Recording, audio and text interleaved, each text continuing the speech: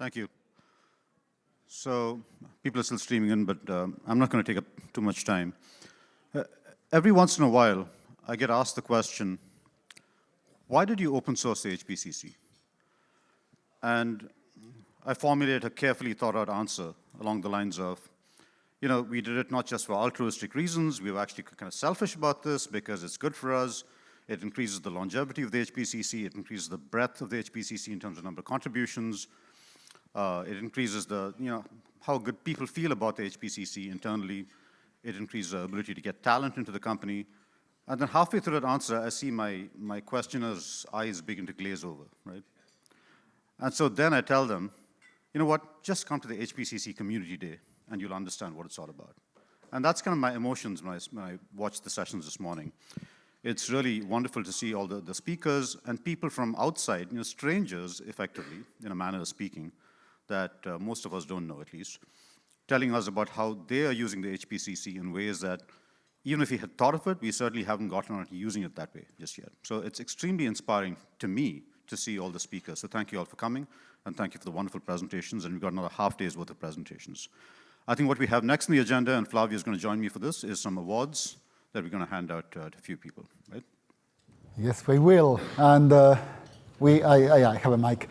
So we would do this like in the movie awards, but unfortunately we don't have all that infrastructure, so just bear with me, I have some cards at least here. Anyway, so first of all, we want to invite to the stage to all of the students that worked in our robotics programs.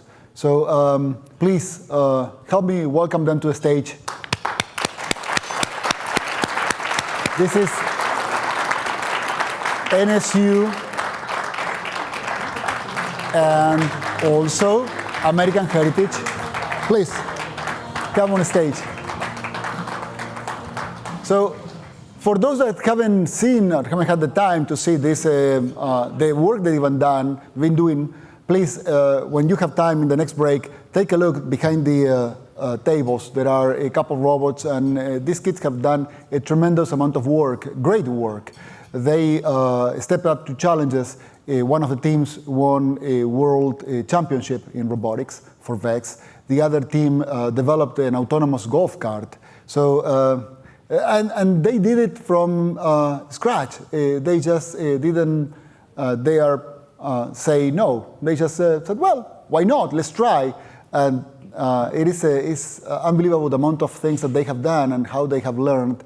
And their teachers have learned, and we have learned in this process. So it's great to see this crystallized as a moonshot type of project initially, and how they stepped up to a challenge and finally delivered it. So great job, guys. Thank you very much, and thank you for being here. Thank you.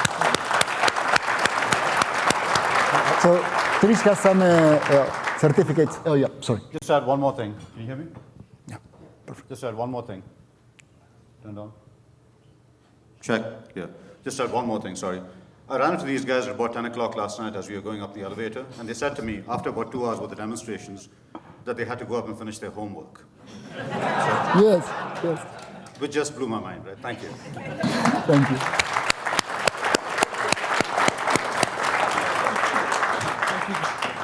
It's true.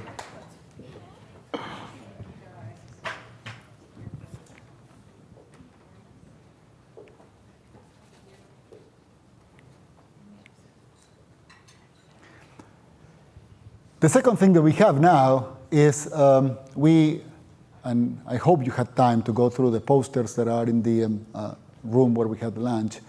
If you haven't, please go there later and take a look at those posters. Great job. So I want to call all of the poster authors to the stage. So please help me welcome them to the stage now.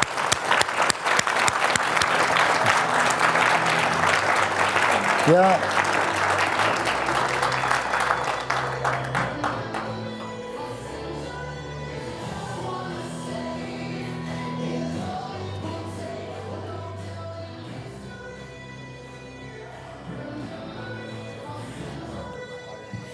Welcome.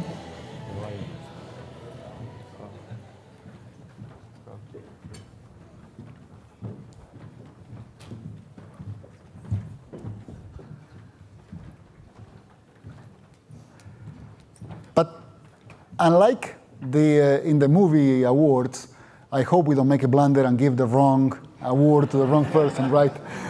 So no, I think we have it pretty well done already. So you saw all of these posters were great posters. The work they have done wasn't done overnight. It was a full year, for many cases, of hard work to get to that point, research or applied research or development. And it was quite difficult to select the winners, but like everything in life, there need to be winners. So we will go through now in order through the 3 winners that have been selected by the jury yesterday. So the winner of the 3rd place, it was the poster that do you have the slides? Okay, very good. So the winner of the 3rd place is George. It was the poster for cohesive framework for legislative documents and research papers. George, it has been great. I have some awards here, and this is for you. Thank you. Thank you. Thank you, George. This is a great job. This is a great poster.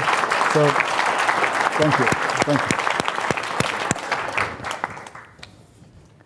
Now, the 2nd place winner is the winner it's the author of a poster that reflects the work that this person did throughout his internship this year.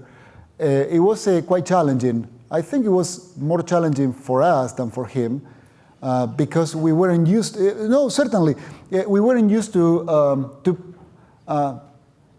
do internships with students in high school. So it was a little bit of a mind twist trying to understand how to work with someone like this and still do a great job, which it's crystallized not just throughout the internship experience, which was great for both, I think, for him because he expressed it and for us, but also through the poster. So it is very interesting that the jury selected his poster and him as the winner of the 2nd place. And this is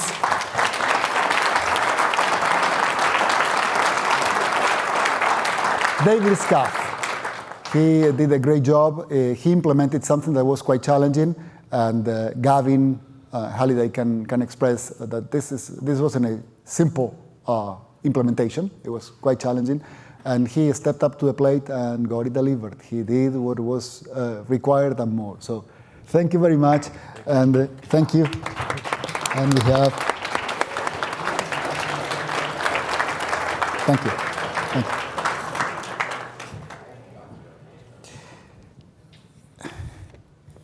And last, but certainly not least, this was really great poster, and again the culmination of the a research project that had more of the operational side of things. So it was mostly implementation, and you have seen it throughout the day already because he presented this work. This is the work on HAS, on HPCC as a service.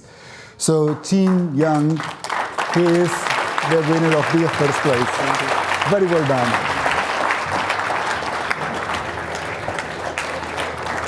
Thank you. Thank you very much. Thank you. Very good. So with this, I want another round of applause for them. Really, they all did a great job. This was great. Thank you very much. Thank you for all the effort. Thank you for everything you've done. Thank you. So we have certificates for all of you as you come down the stage. Thank you.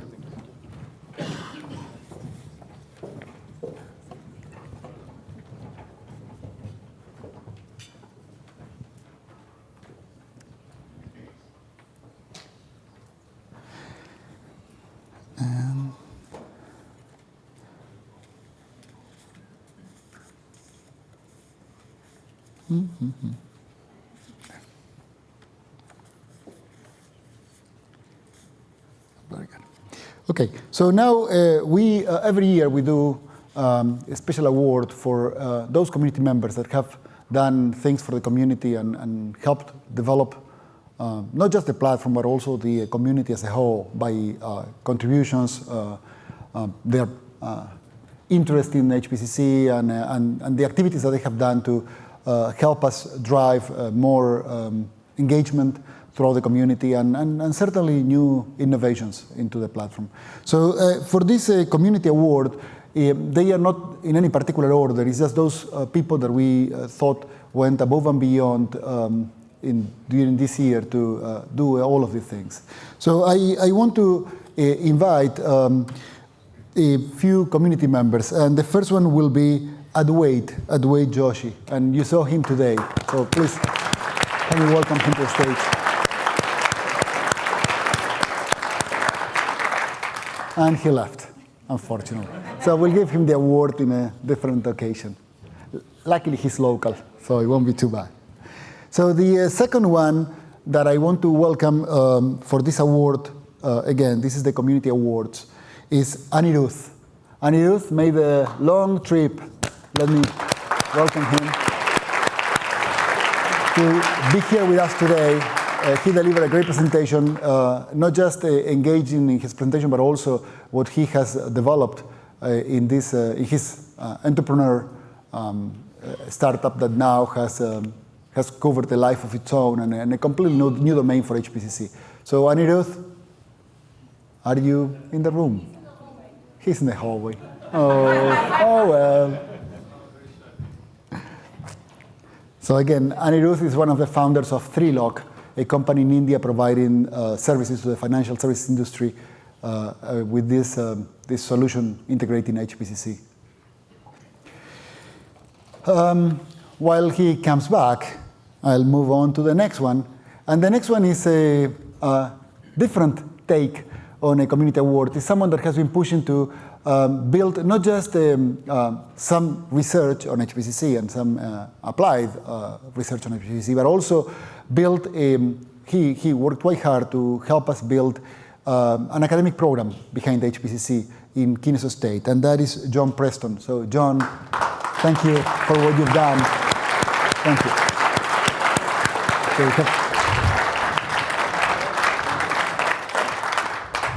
thank you, John. Again. Thank you, Fabio. Thank you. Thank you. And Anirudh is here. Very good.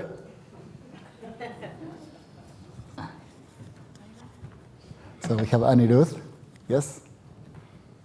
So Anirudh, thank you.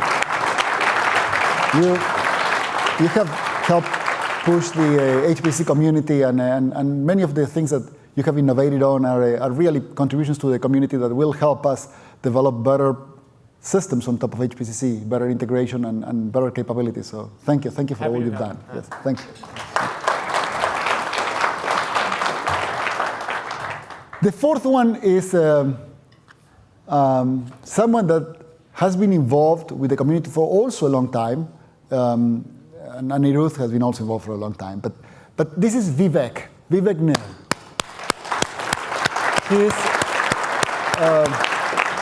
He's a graduate student in NC State. He has been involved for several years in a number of projects across HPCC and has done a significant amount of effort to help drive some of these projects to conclusion.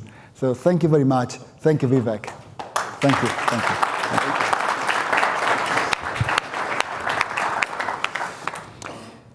And last but not least, no, you thought that you could escape from this, but you couldn't. Anne Gabriel. This is because Anne has been involved. She's, you might not know her, but she's involved with HPCC on the academic relationship side of things. She is part of our sister company, Elsevier, and she has done a tremendous job getting us doors opened across academia and helping us with certain quite interesting collaboration projects with a number of universities. So, and thank you very much for everything you've done.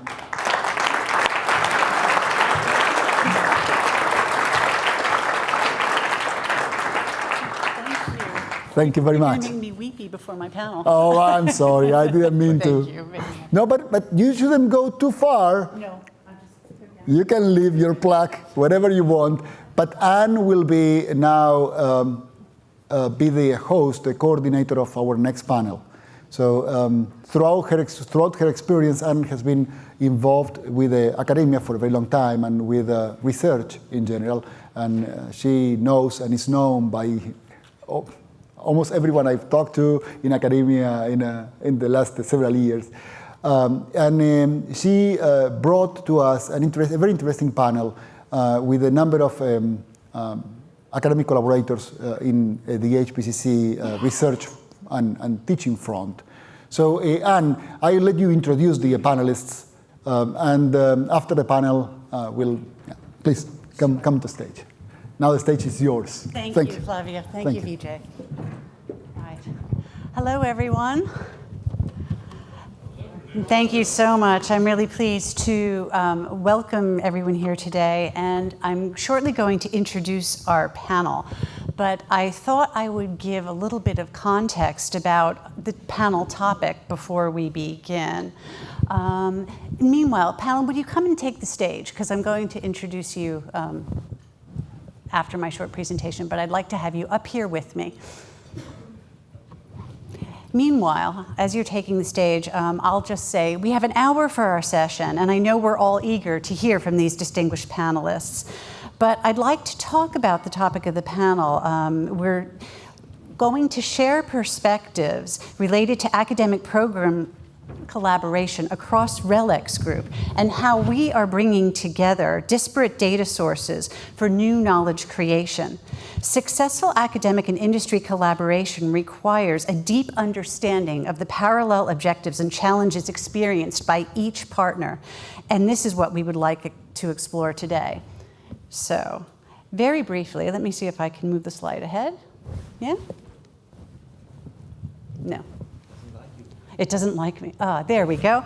So who is RELX Group? Now, I realize many the folks in this room are part of RELX Group, but for those of us who are academic partners and may not be as well acquainted, RELX serves customers in more than 180 countries and has offices in about 40 of them. It employs approximately 30,000 people, more than half of which are in North America.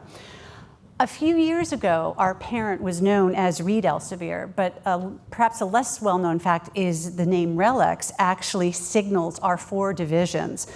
R denotes Risk and Business Analytics, which is our fastest growing division and where HPCC makes its home. And E stands for Elsevier, the world's largest provider of scientific and technical information, and the division where I hail from. L is for LexisNexis, legal and news information, and X is for read exhibitions of all types, including Comic-Con. So, what do these strategies have in common? I'm so sorry. There we go. We help deliver improved outcomes to professionals, combine content and data with analytics and technology for these global platforms. But to do this, we need 2 things. We need partners and we need data. And we have partners with us here today, whom you'll all meet in a minute. But I wanted to talk a little bit about the data that we own. And it's important to realize that of these 4 divisions I just mentioned, each one has huge amounts of data that we are breaking through across silos in order to synergize in service of scientific discovery. So risk analytics has lots and billions of insurance records. Elsevier has 2,400 journals, 60 million pan-publisher records. LexisNexis has more than 60% of legal content published annually, as well as thousands of patents. And Read Exhibitions has more than 500 conferences and 6 million attendees. This is all data that we can mine in service of society, in service of the greater good, but we must do it in collaboration with our partners. So Elsevier is leading the way in terms of working towards analytic leadership and thought leadership in science, medicine, in areas of sustainability and gender equality. But to do this, we have to work with our partners, and this is what I'd like to talk about today. So, moving on to our first partner. And forgive me for reading this out, but I want to make sure that I get your qualifications exactly right. Our first panelist is Amy Apon, Professor and Chair, the Division of Computer Science, School of Computing at Clemson University. Dr. Apon joined Clemson University in August 2011 as Chair of the Division of Computer Science. Apon brings a distinguished record of contributions at the University of Arkansas, where she held the position of Director of the Arkansas High Performance Computing Center and Professor of Computer Science. As professor and chair, Dr. Apon has led multiple successful large-scale collaborative proposals to the NSF and other funding sources. The collaborative efforts together have increased the morale and energy of the faculty in the Division of Computer Science and collaborative partners and are having a positive effect to their overall research productivity. Apon is an active collaborator with colleagues at HPC Systems and uses HPC Systems tools in both teaching and research. So quick round of applause for our first panelist. All right. Next, I'd like to introduce Professor Tim Menzies, Computer Science, North Carolina State University in Raleigh. He's a full professor where he teaches software engineering and automated software engineering. His research relates to synergies between human and artificial intelligence. He is the author of over 230 refereed publications and is one of the 100 most cited authors in software engineering.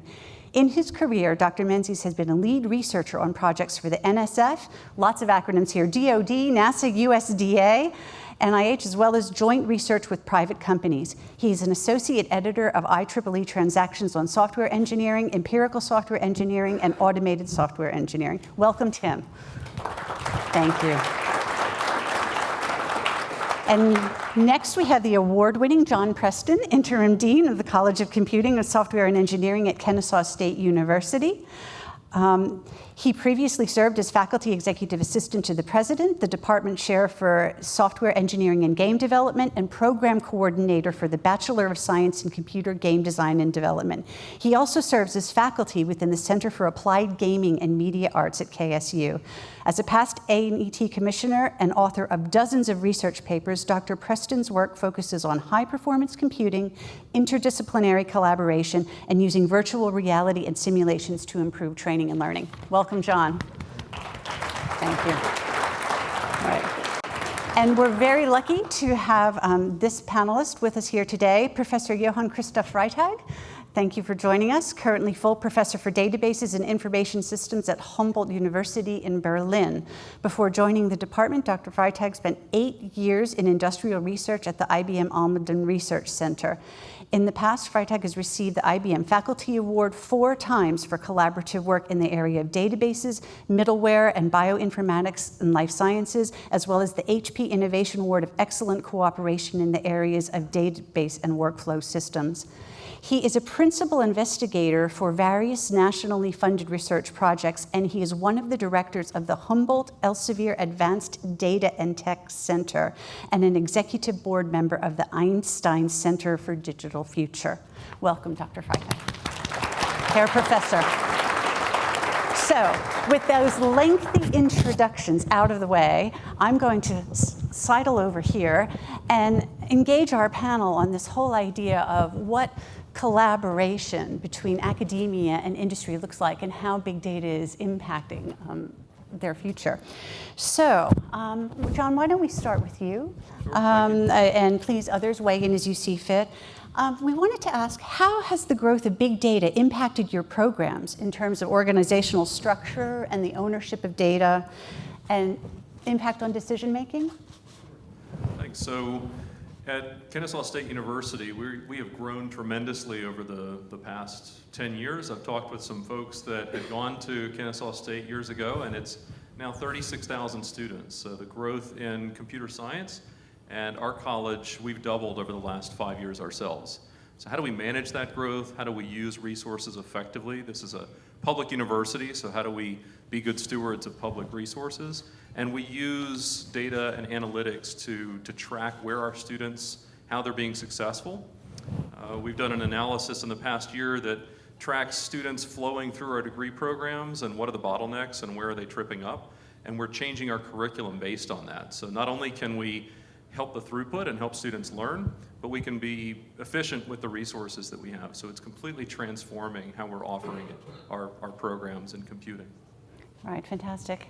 Amy, have you felt similar impact at Clemson? Yeah, so at Clemson University, within the School of Computing, we now offer a course in data analytics at the undergrad and grad level. It's an interdisciplinary course trying to reach across campus, and that the number of students who are interested in that has just grown tremendously. But in addition to that, in the last year, we've also created a new degree program in biomedical informatics and data analytics that's joint with the Medical University of South Carolina. And so we're seeing a lot of interdisciplinary and somewhat applied courses and degree programs to reach these needs in data analytics. There's an interesting interinstitutional element also that you Yes. referenced. I don't know if you're all experiencing that and in selecting institutional partners for some of these initiatives. We are. We're looking beyond the College of Computing. I'm keen to say that computing by itself is a box on a desk or a box in a server room. So how are we partnering across the university into the College of Business, the College of the Arts, College of Humanities, but also outside as well. So working with industry partners, solving their data problems in our labs. Oh, fantastic. Christoph.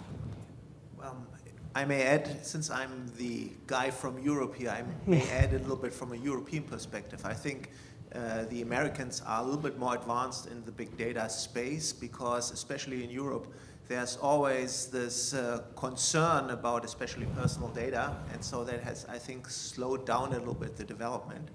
Coming back to the question, organizational differences, I think in Berlin, where I live, we have a very rich university landscape. We have 4 major universities, and these 4 major universities have teamed up in the area of big data and have founded what was already mentioned, the Einstein Center Digital Future. It's really the effort of trying to take out this important topic out of these traditional organizational structures of university and really bring things forward outside of them, even though the Einstein Center is founded or grounded in these 4 universities. But it is really more or less like an incubator idea, trying to get new talents, new professors, new thinkers outside of computer science, because I believe, and I think that's shared by many of my colleagues, data science is not something about computer science alone. It's more about the domains where things get applied. And I think we have to turn the model around. When we think about big data, it's not computer science contributing, but really the various disciplines trying to take what we have developed, not over the last 5 years, but probably over the last 20 years, and really apply it in their disciplines. I see now people in archaeology and libraries, whatever you can think of, where they really need these kind of techniques, and I think we have to help them to achieve what they want in their area. All right. Indeed. Tim, did you want to add anything to this discussion? Just 2 very quick points. Machine learning's like arithmetic. Everyone's using it. Right. In software engineering, at conferences 10 years ago, it was very rare to see a machine learning paper. But now, a quarter of all the papers are. And in terms of where we have to train grad students now in computer science, it's like arithmetic now. We have to know about data science and data mining. And we're seeing it all over the like bioinformatics, vulnerability prediction. Data science is the new arithmetic. Everyone has to have it. Right. Well, I think this is a good time to raise a second question I had about the data science talent gap. You're touching on issues of training and the challenges that industry faces helping to recruit this skill from new talent. How, through these programs, are you developing students to address this? And I will just share with the audience that we had a little bit of a discussion about some of these questions in advance of today, and this particular question was the one that everyone wanted to weigh in on.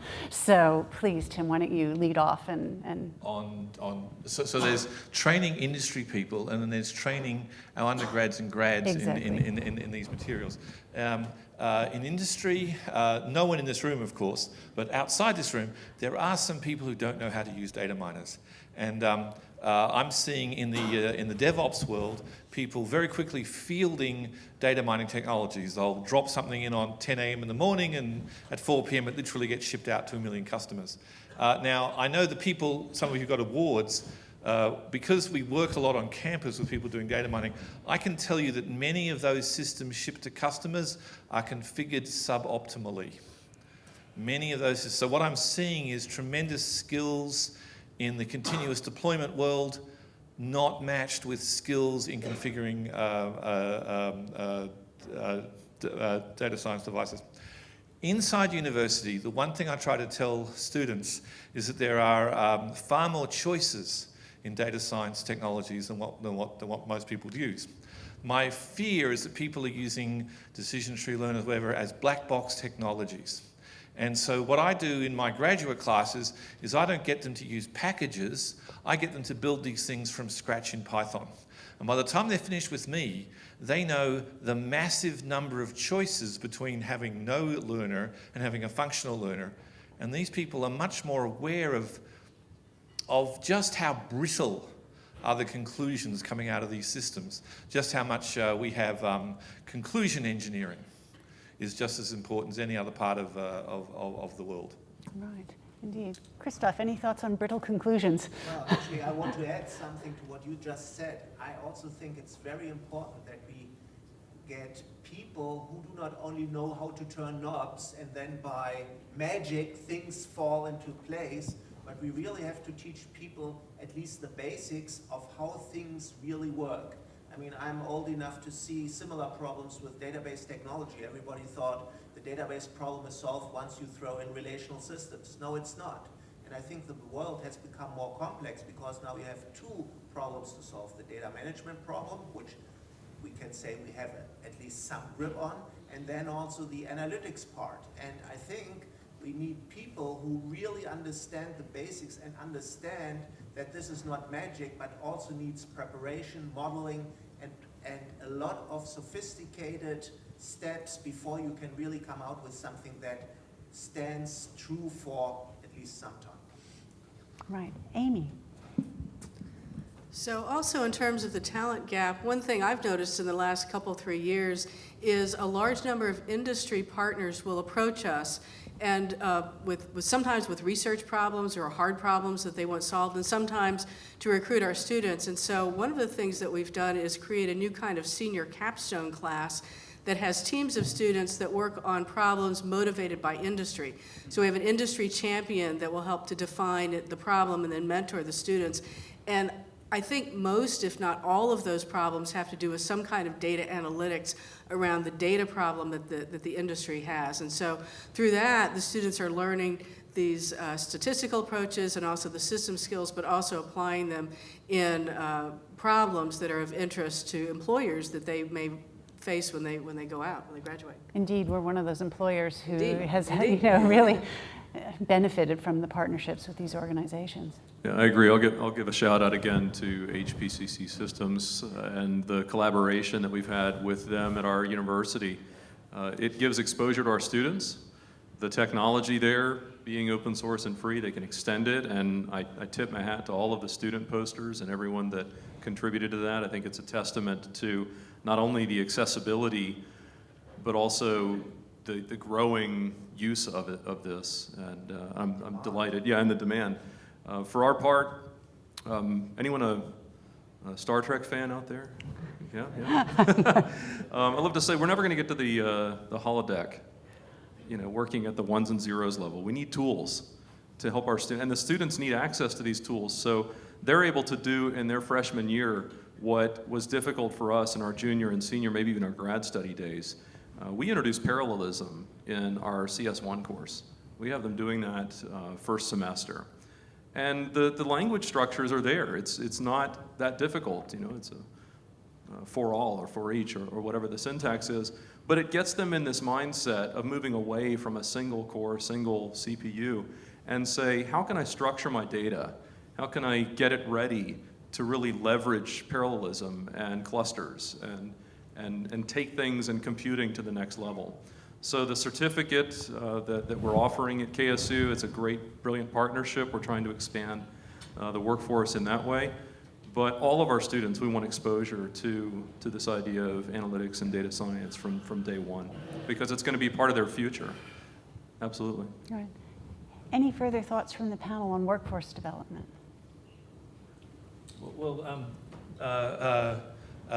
It's not. What troubles me is people see data miners, they can just buy it, and again, as I said, black box devices. Someone pointed this out to me the other day, is we say things like computer science and we say things like data science. Now, the distinguishing feature of science is something bites back and disappoints us, and we have to go, what the heck? The most important word in science is not eureka, but that's funny. Now, we have hundreds of hours of labs in our undergraduate programs, but our labs aren't people poking devices that disagree with them. They're coding up this or coding up that. Please consider what happens in a biology undergraduate program or a physics undergraduate program.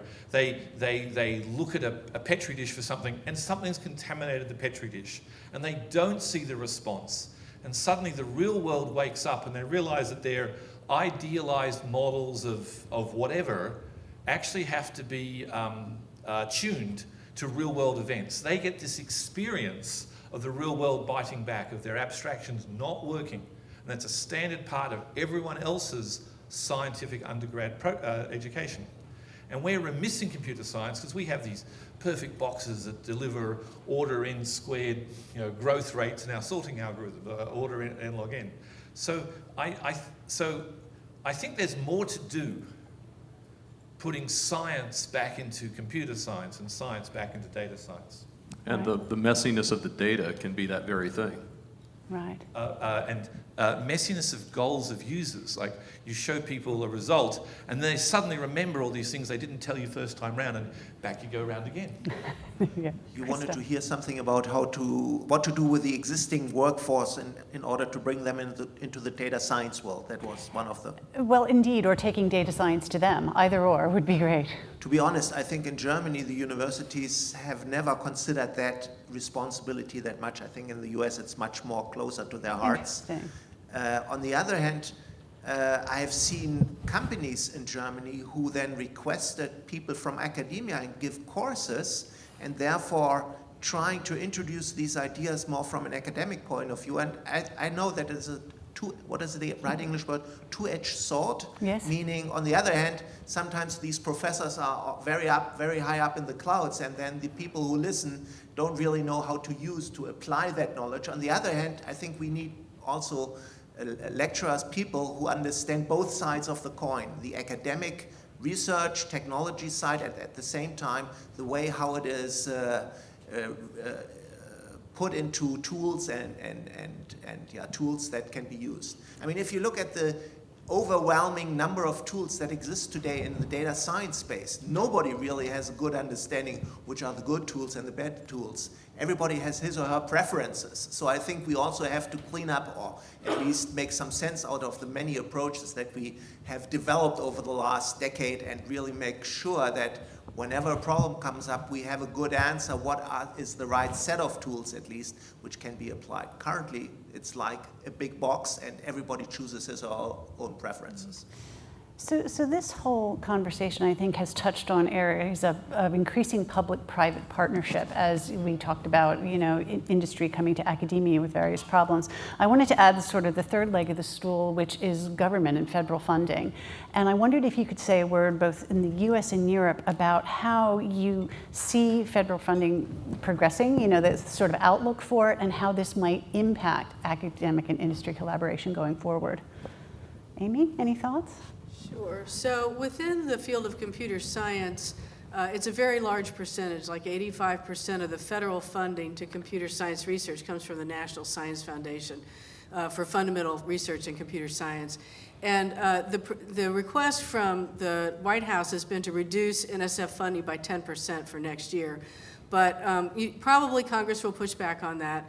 What we've found at NSF is that NSF has several directorates. One of them is computer science.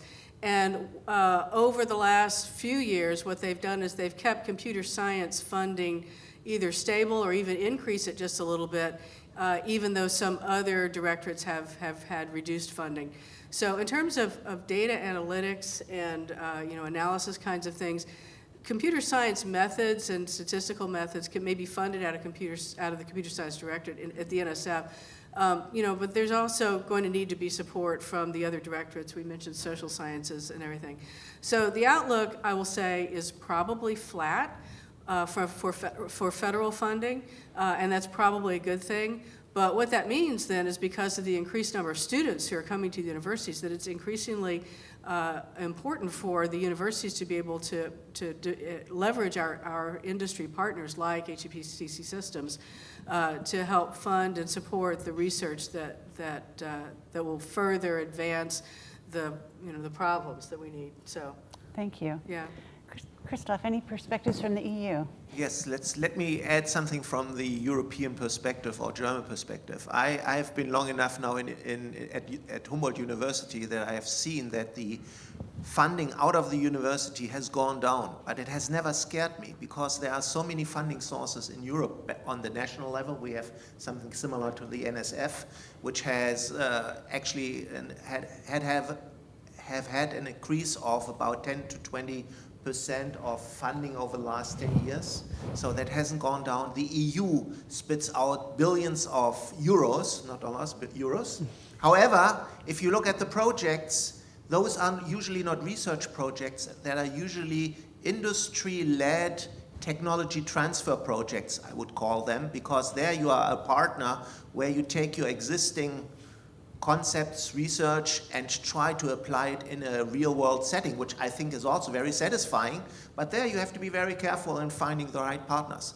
And then we have these initiatives like with Elsevier, LexisNexis, where we also benefit from, where you get money and you are also confronted with real-world problems. And from my side, these are the most fun projects because you have a lot of freedom, like with Flavio, but on the other hand, you have also a receiving partner, and the receiving partner is usually not a passive one. He tells you what he likes and what he dislikes. And so I think there are many different ways to get funding. You have to be sometimes a little bit more active to get one or the other going. Right, fantastic. Another comment, Amy? Yeah, I'd like to add another comment. So I liked what you said about, the different ways to get funding, because let me also add that we've had some really interesting projects where we're looking at a data problem from one company, say an automobile manufacturer or an agricultural company, and then a technology provider like HPCC Systems. And those synergies together can actually be really exciting. Some very interesting projects can come out of those. I think on the other side of it, speaking from the US perspective, both administrations for the past 2 years from the White House have indicated the importance of STEM and in particular computer science education. So this speaks to the growth in our programs and the need to use our resources wisely. But there's a national and perhaps international perspective that computing is essential to our nation's inclusive, infrastructure and growth and future. So on the one hand, you say perhaps research funding is down, or we need to get more creative in our partnerships beyond looking at single sources. But on the other, there's increased demand and more students, more and more folks that have already graduated are being impacted by computing technology and need to be part of that. We don't want to create a haves and a have-nots. We want everyone to be integrated and be able to use this.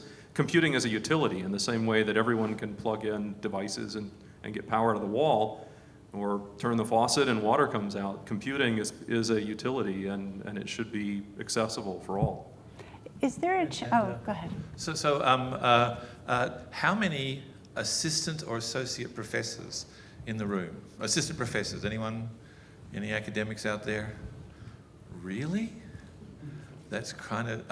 all full professors. Full, postdocs or grad students?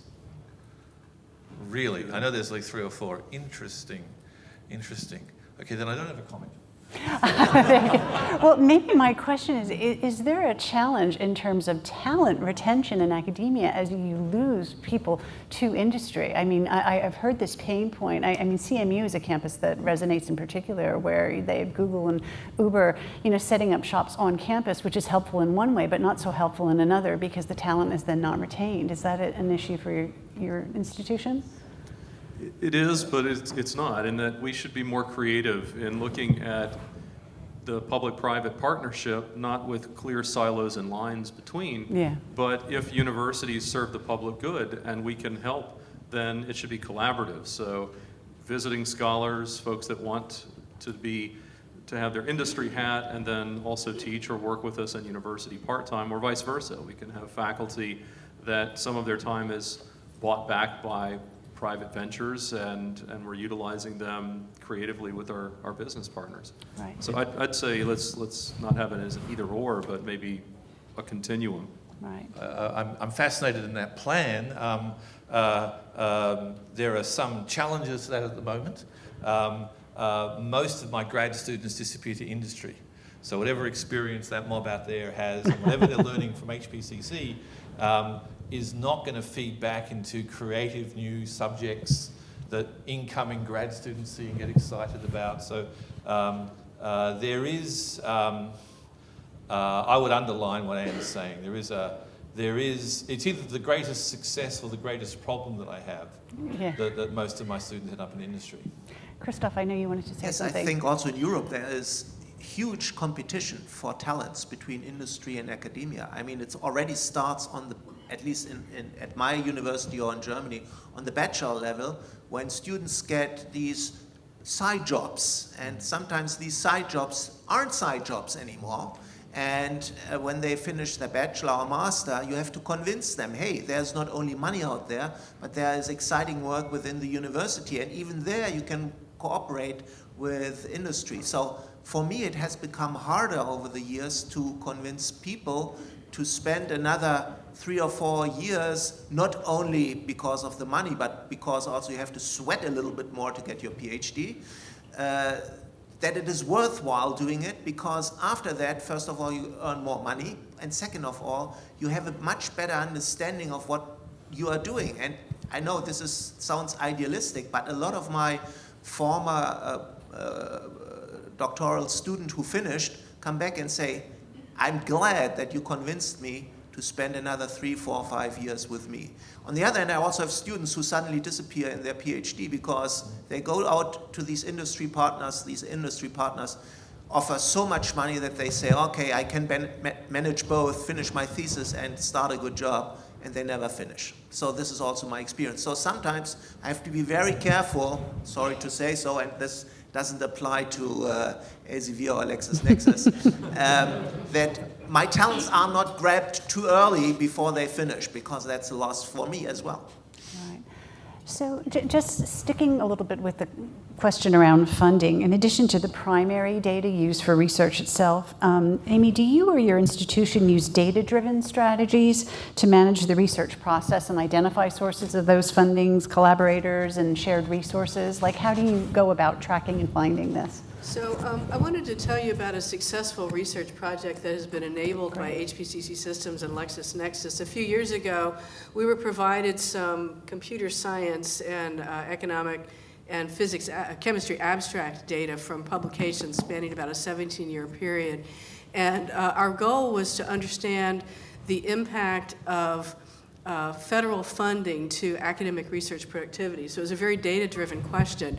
And we used HPCC Systems as a part of the analytics tool to be able to analyze the data, and drew from federal funding records mostly from the National Science Foundation, and came up with some very interesting results tracing how publications increased and graduates increased over this period when a university acquired certain kinds of computing resources. And so that provided input back to policymakers around, say, funding agencies about how they could maybe allocate funds for high-performance computing instrumentation. So that's an example of an academic study that used data to demonstrate a certain return on the investment of a certain kind of resource at the university. So that was a research project within my group. I know Clemson as an institution more and more is tracking information within our organization, looking at who produces what papers where and how the funds are being spent, and using that to help set strategic objectives for research and for educational programs. Fantastic. Does anyone else have a similar experience, like sort of working to measure the impact of science on society, if you will? I know, big question. Tim? Well, not me, but CMU, Right. and not HPC systems, but I think it was just spreadsheets. They had very low enrolments in first years in women. Yes. And they had, it's one of the great public scandals that women in CS peaked in 82 at 11%, and it's down. And the undergrad numbers are terrible. NC State, we have 25% women coming in start of first year, and by third year it's down to 13%, so there's attrition. So what CMU did is they did a data-driven approach to what are the factors they're using that do not predict for success at academia, but do predict, do select for men. And so what they found was like prior experience in computing, for example, was something that did not predict for success at academia. In 3 years, by deleting certain assessment criteria, they got up to 33%, and then by doing other things with a social computing first year, they got to 50%. So that's massive change for something that seemed impossible in a data-driven approach. Right. Very helpful indeed. Any other comments on this issue? So far, I must say, my university is trying to get these things implemented rather than having used them. So in some sense, you are much more advanced there than what we have done. Of course, we have also studied why are women in Germany or at our university not studying computer science. And we have put in some measures, but they were not based on real facts, but more observing that we have too few women and what can we do about it? And I'll just put in a plug, which is kind of unscripted here. Well, all of this is unscripted, but just to say that Elsevier recently published a report called Gender in the Research Landscape, where we used our analytical capabilities to disambiguate male versus female authors and track output and impact by country in various regions of the world. So it was really groundbreaking. We were able to do it for 27 countries. Not all countries in Asia could, handle the disambiguation methodology with reliability, but even so, it provided a window onto where women were finding opportunities and where they were achieving.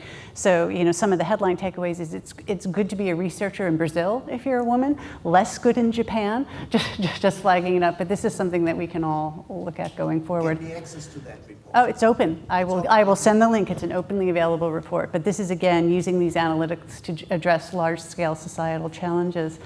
I wanted to go back to the holodeck, actually, keeping with the theme of smart data, which is the theme of this conference, and looking ahead, maybe out on the horizon, to what technologies this group feels are important. Any thoughts? John, not to put you on the spot, but you did mention the holodeck. I'd love to have Beam a you up. holodeck. I mean, we have the HoloLens, and we've got VR and so forth, but we have a ways to go before it's truly that immersive. Gosh, to predict the future, that's exactly. That's the death knell of a panel. Right? We're a great panel.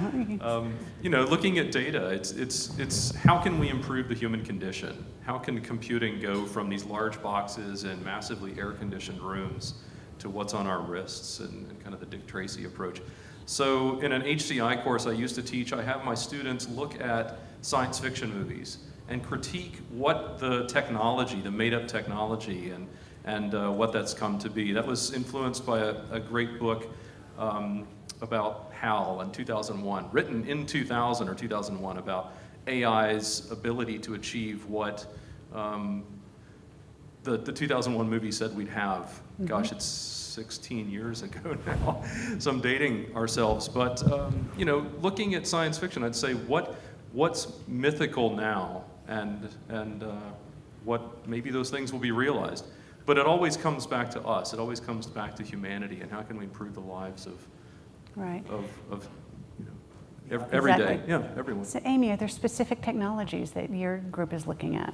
Yeah. So I just wanted to mention that whenever you approach a data analytics problem, the problem is that you're working with data, and if it's real-world data, it's going to be messy. There'll be missing values, wrong information in some cases. Or like if it's text data, misspellings, different kinds of just problems with the data. And so I think this was alluded to in one of the earlier talks today. It takes a lot of time to prepare the data so that you actually do the analytics on it. Maybe 80% of the time is spent preparing the data. And so the technology like HPCC systems to do the data cleaning is actually really critical in being able to solve a real world data analytics problem. You know, the students come into a class and they say, ooh, here's a nice pretty data set and we're going to apply this nice statistical method. And they've just, you know, done a tiny fraction of the whole problem of actually solving a real world data analytics problem. So I think data cleaning technologies and the kind of tools that are available in HPCC systems are actually critical. Right. Christoph. I'm a little bit more critical. I'm old enough to look at 40 years of computing. And if I look at the inflection points that I have seen in my lifetime, they have not always been predicted. Let me give you an example. I would say already in 1982, I did a big data problem. The big data at that point was 20 megabytes of data with 512 kilobytes of main memory. Everybody would say crazy at that time, but it was as helpful as it is today.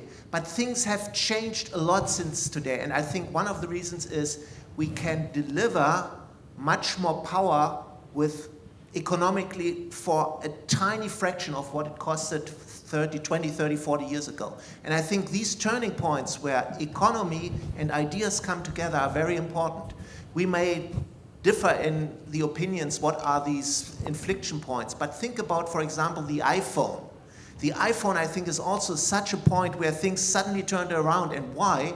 Because computing and telephone came together for a cost that a lot of people could afford. And I think in the future, these points will be also driven by these kind of dimensions, I think. And I would be hard to be challenged what is the next melting with this economical incentive that it suddenly, we can do things in the mass rather than being privileged by only a few people. Let me give you another suggestion, another point. I recently sent one of my students to have a discussion with somebody from Google, and we made a big remark how we improved the computation for geoscientists from 2 days to 3 hours. And the Google guy laughed at us and said, "You are still using disks? We have stopped buying disks at Google 2 years ago. Everything is done in main memory." Not everybody is Google, but I think in 5 to 8 years we can all do what Google does, have all our data in main memory, maybe some of them on SSDs. But things have drastically changed in the computational, or the way that computation is done and has been done. And I think this will drive in the future other applications which we might not be aware of. I don't know. Right. I've got a view which is quite different to my distinguished colleagues. I think the thing that will most change data science in the future is science. When I think of what science is, it's a community of people collecting and curating and critiquing a set of ideas, and everyone doing each other the courtesy of trying to improve their ideas. Most data science is not science.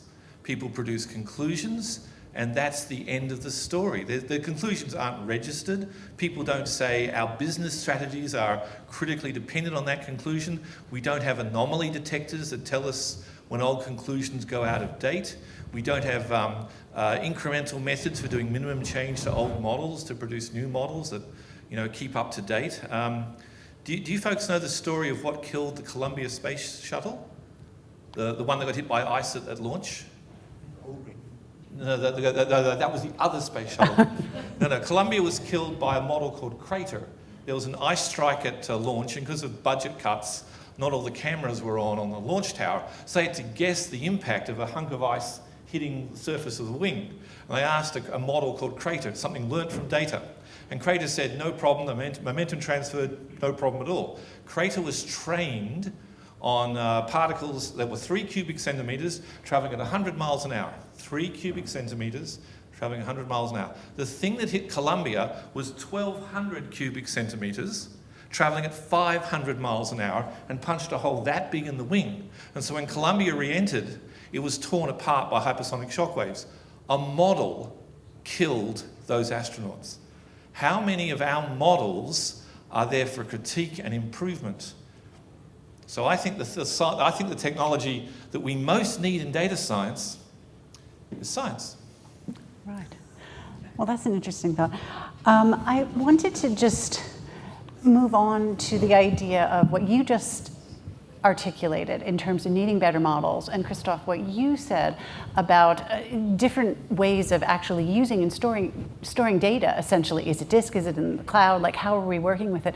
And what are the goals for transparency and reproducibility in a more unified infrastructure? And how do you see this playing out over time? Because there are issues about culture of provenance and concern, but there's also huge advantages in terms of data sharing and shared infrastructure.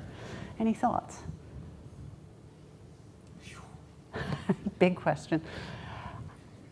What should I say? I can share. Let me say this. I think what we currently, or what we need again, also to address what you just said, to make these improvements as far as making models and the training methods and things more reliable and understandable, which range they work and which ranges they don't work. I think we need, again, some infrastructure, and maybe infrastructure is the wrong word. So let me go back a little bit again in history. I think we were able to manage data before the relational model came up, but the relational model made a distinction. And I think we have to go up the food chain in abstraction in the future to really solve many of the problems that were mentioned. And I don't know how this model, this new way of describing and things will look like. But I think we need abstractions that will help us not to worry about bits and bytes again, but about the things that we see in the domains, and then we really make progress that we can help people independently of what the platform will be. I think that's what I'm looking for, at least. Right, indeed. Any other thoughts on reproducible research? So I'll just say it's a really hard problem. It is. One of the challenges, so you run an experiment on a data set, and you'd like to run that same experiment again on the data set and get the same answer, but if the data set is evolving, or if you're permitted to update, bad results or bad information in the data set, then it may be that you run the same experiment and you don't get exactly the same answer. Hopefully you get something close.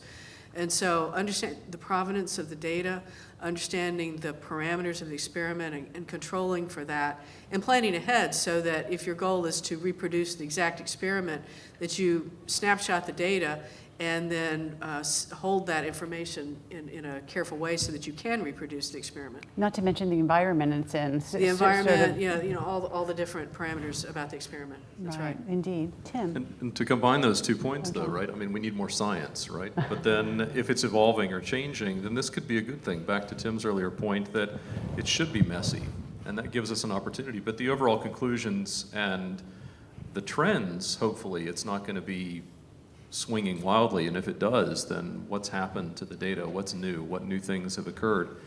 So I see that as a positive, that if the data is evolving and we've got these live data sets, then that gives us legitimacy in that scientific area. On another point, back to the idea of accessibility of the data, I find it encouraging that the NSF and other funding agencies require you to have a data plan to say what is going to be your plan to make this available for others. Because if it's closed off and if I in my lab retain that data, it's not reproducible. And that's a hallmark of science, to say if I have this conclusion, then others should be able to critique it and run the same experiment following my procedures. And if we get different results, what's happened there? So I think that openness is absolutely critical for the advance of science. Can you say a word about cost? Only because I hear a lot about, and from NSF about data management plans, and I get to a lot of universities, and they call this the great unfunded mandate. So we're recording, right? So maybe I should. But I will say that that's part of the indirect cost that universities build into their funding proposals.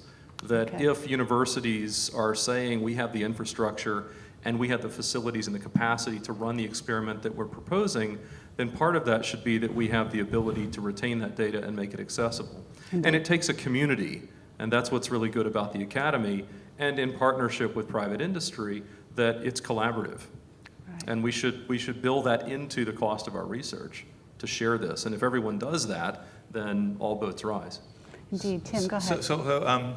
There are certain problems about reproducibility. You mentioned the globalness, external validity. In software engineering analytics, it's now completely standard to package up your stuff in Docker or a Makefile. For the last 15 years, I've been running something called the Promise Repository on Data. And we have thousands of papers based on our data. People routinely now this is one of the powers of open source tools. You can take them, put them into a GitHub repo, and then register it at Zenodo, which is the Large Hadron Collider repo, and they're completely happy with 2 gigabytes per file, so you can split up at that point. And things like if you do a new release at GitHub, Zenodo will zip it up and grab it and keep it locally. And for those of you who know this stuff, Zenodo will allocate a digital object identifier, a DOI. So now you've got not this thing about code creep, which exactly version of the system you're using exactly that version. Now I have my colleagues in software engineering who say that they have data sets from industry they can't share, and we say that's fine. And I have colleagues who say their data sets are even too big to handle for Zenodo. And there are people that have a look at the GH Torrent project, which is another open source. So the problems to do with data sharing, at least in some communities, and I'll just be proud here about software engineering, most folks are addressing them, and most of the current generation of grads and assistant professors just think it's bad not to do that, and they do it all the time. One last point, a lot of the larger conferences have an artifacts chair. So I'm now the artifacts chair of Foundations of Software Engineering 2018, and we're putting a big black badge on the front page of papers that have reproducible artifacts. And the mood in our community is, put up or shut up, have that black badge, or you're not in our town anymore. So I'm proud to say that there are many problems with reproducibility, but many communities are stepping up to that. Christoph, did you have anything you wanted to add? Fantastic. I'm mindful of our time, and we have about 5 more minutes. I wanted to know if anyone in the audience would like to take advantage of the wisdom and guidance of our distinguished panel here today. Do you have any questions that you might want to bring forward? Hey, we suppressed your opinion for such a long time. Indeed, there must be feedback. Flavio. Okay, I have a microphone. That's good. Yeah. No, that's good. I got a microphone. And this is a little bit of an orthogonal dimension that I don't know if it was considered before. But universities are all about learning and teaching and improving the learning experience of the students. And I've seen different optics from different universities, not just in this panel, but in other panels too. So how much do universities as organizations learn from each other in this thing? So I've seen plenty of great collaboration between researchers in different universities, but how much structural universities themselves go to other universities to learn about what's best? And John Preston was quite advanced in what they are doing as a university, trying to understand more about their communities. I don't see the same thing in others, so why isn't there more of that collaboration across? I think we can always improve, but to your point of how do we collaborate, the ACE, there's provost councils, there's opportunities to share, but that's the difference between the strategic and the tactical. And more, I think we're drawn into the tactical, probably just as much as you all are. And it's guarding that time. It's saying, how can we step back and think strategically, which is what this summit is all about. How can we think larger than our day-to-day, hour-to-hour jobs are? And we just need to guard that, and we need to do it intentionally, visiting other folks and colleagues across the US and the world. Right, Christoph? Well, I can only say for Germany, there is sharing on various administrative levels, from legal aspects to economical aspects. What I don't see is sharing of, let's say, data platforms, which I think needs improvement. So, as you said, there's room for improvement. On the other hand, in some sense, at least in Germany, and that's also true, I think, in the US, there's some competition among the different universities. And so there's always this balance between being competitors, but at the same time, you need to cooperate, for example, also to suggest something to the politicians as far as funding is concerned, as far as learning is concerned. And so I think there's the need for both. Right. And it is exercised in Germany to some extent. It could be better from my side, but it's there. Well, we see papers with a higher degree of collaboration are normally more highly cited, which I think is worth mentioning. Amy, did you have anything you wanted to add in terms of inter-university collaboration? So there are a number of organizations. My background in high-performance computing, there's an organization of, it's called the Coalition for Academic Scientific Computation, which includes about 100, 120 U.S. universities, and they regularly meet and talk about what technologies and what are service models and what are funding models associated with that particular resource that a university might provide. And on the educational front, there are a number of conferences and workshops around educational approaches. There's the Computer Science Special Interest Group on Computer Science Education, and workshops around educational activities. I think you're right. I think faculty talk to each other quite a lot, but getting universities to cooperate and collaborate on sort of these strategic goals is probably more challenging because we compete. Right. And Tim, any thoughts? No. Right. So I'm going to go back to the audience with 1 minute and 24 seconds to go in our session. Does anybody else have anything that they would like to put forward to the panel? I see a question over here. Hello. Hi. My question for Tim. So you said you wanted to put the science back in data science. So do you have any resources that you already figured out, or how do we actually do that? So you want anomaly detectors to detect when something goes out of range. You want incremental repair devices to repair the device. If you want a community to share things, they have to read it. So if you want to use your TensorFlow on Spark, that's fine. I need a secondary explanation system to explain what's going on to people. Users have more than one goal. So single goal classifiers are interesting, but the users aren't optimizing for entropy so multi-goal reasoning. So search-based software engineering techniques are getting quite exciting. If you're going to share data, we need compression methods, preserving the topology of the space while allowing to keep the conclusions going. If you're sharing data, you need privacy preservation mechanisms. And these are all things that I've got papers on and other people are doing on. And I've got a very bad subject that I'm teaching this semester called Foundations of Software Science, FSS 17. And you'll see my current ideas, but really don't read it till next year. I have to pull it down and do it all again.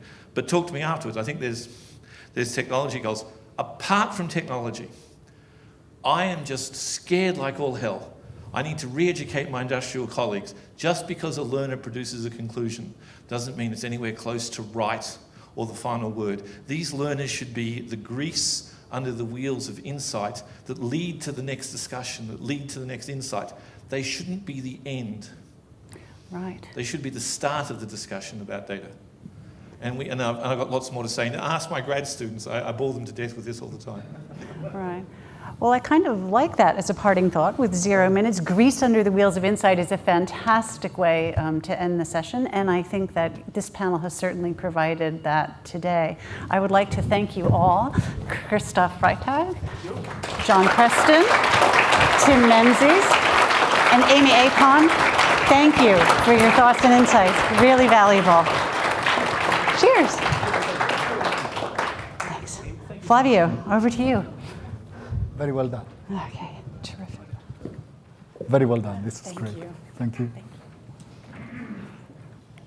Flavio, Great, thank as you usual. very much. Amy, That's great. John, great. Thank you. Great. Good job. Great job, Tim.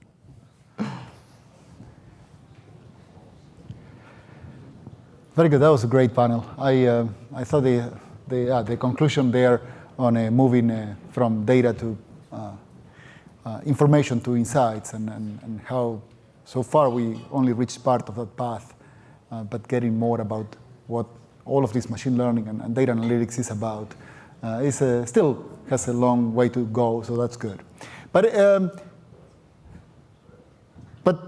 beyond that panel, and I will continue with John Preston's theme on the panel with Star Trek. This is a panel that has gone to where no panel has gone before. beyond that. We have now a great application of HPCC in industry, but now this is within RELX. One of our sister companies, RELX Evasions, I'm sorry, taking it back, ExpertHR, I'm sorry. We'll have now a presentation on analyzing people. And no, we didn't go crazy. This is not about psychology. This is about using HPCC and machine learning to better understand people and their relationship with their work. So ExpertHR analyzes data throughout different communities and different organizations and tries to apply technology to get these insights from these organizations. Why do people leave? Why do people stay? What is good for them and what is not as good for them? So without more preamble, I want to get here Matt Holmes and Charlotte Vlaarkamp for this presentation. So please help me welcome them to the stage.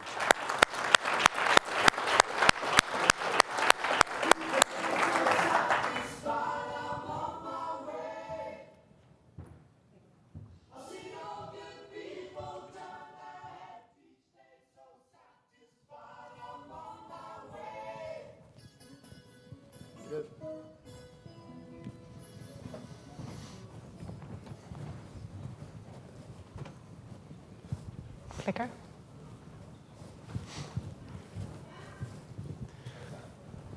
Oh yeah, here it is. All right, great. Good afternoon, everyone. My name is Charlotte Vlaarkamp. I'm product manager at ExpertHR. And with me today is Matt Holmes, who is Senior Director of Technology at ExpertHR.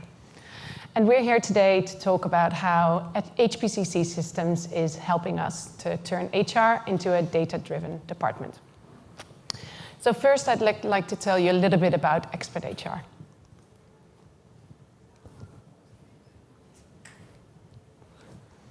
Gosh, me and the clicker aren't friends. What do I do? Oh, yes. All right, we're there. Right, so ExpertHR is an online source of HR compliance, good practice, and benchmarking information. So we were launched in the UK in 2002, and we're now also launched in the Netherlands as well as in the US. Customers really love our product because it allows HR professionals to save time while they stay compliant. So one of our most popular areas of our website is actually our policies and documents service. Right, so we have a core product, which is the picture or the screen grab that you can see here on the slide. But we also have a couple of add-on products. So in 2008, we actually acquired a salary and benefits data service. And since then, we've actually been active in the HR data market, so to speak. We consistently try and speak to our customers just to make sure that we're servicing them and that we're solving problems for them. So in 2015, 2016, we were starting to hear about a new problem that was surfacing for them. And that's why we're here today, to show you what we've done to try and solve that for them. Right. So HR departments are increasingly expected to make decisions based on data and evidence.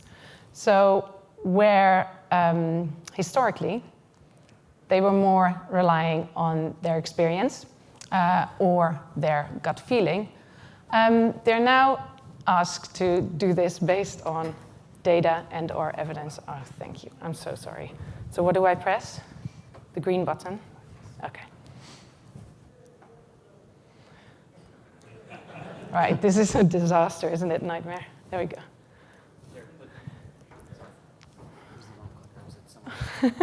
Okay. All right, okay. Yay, we've got it.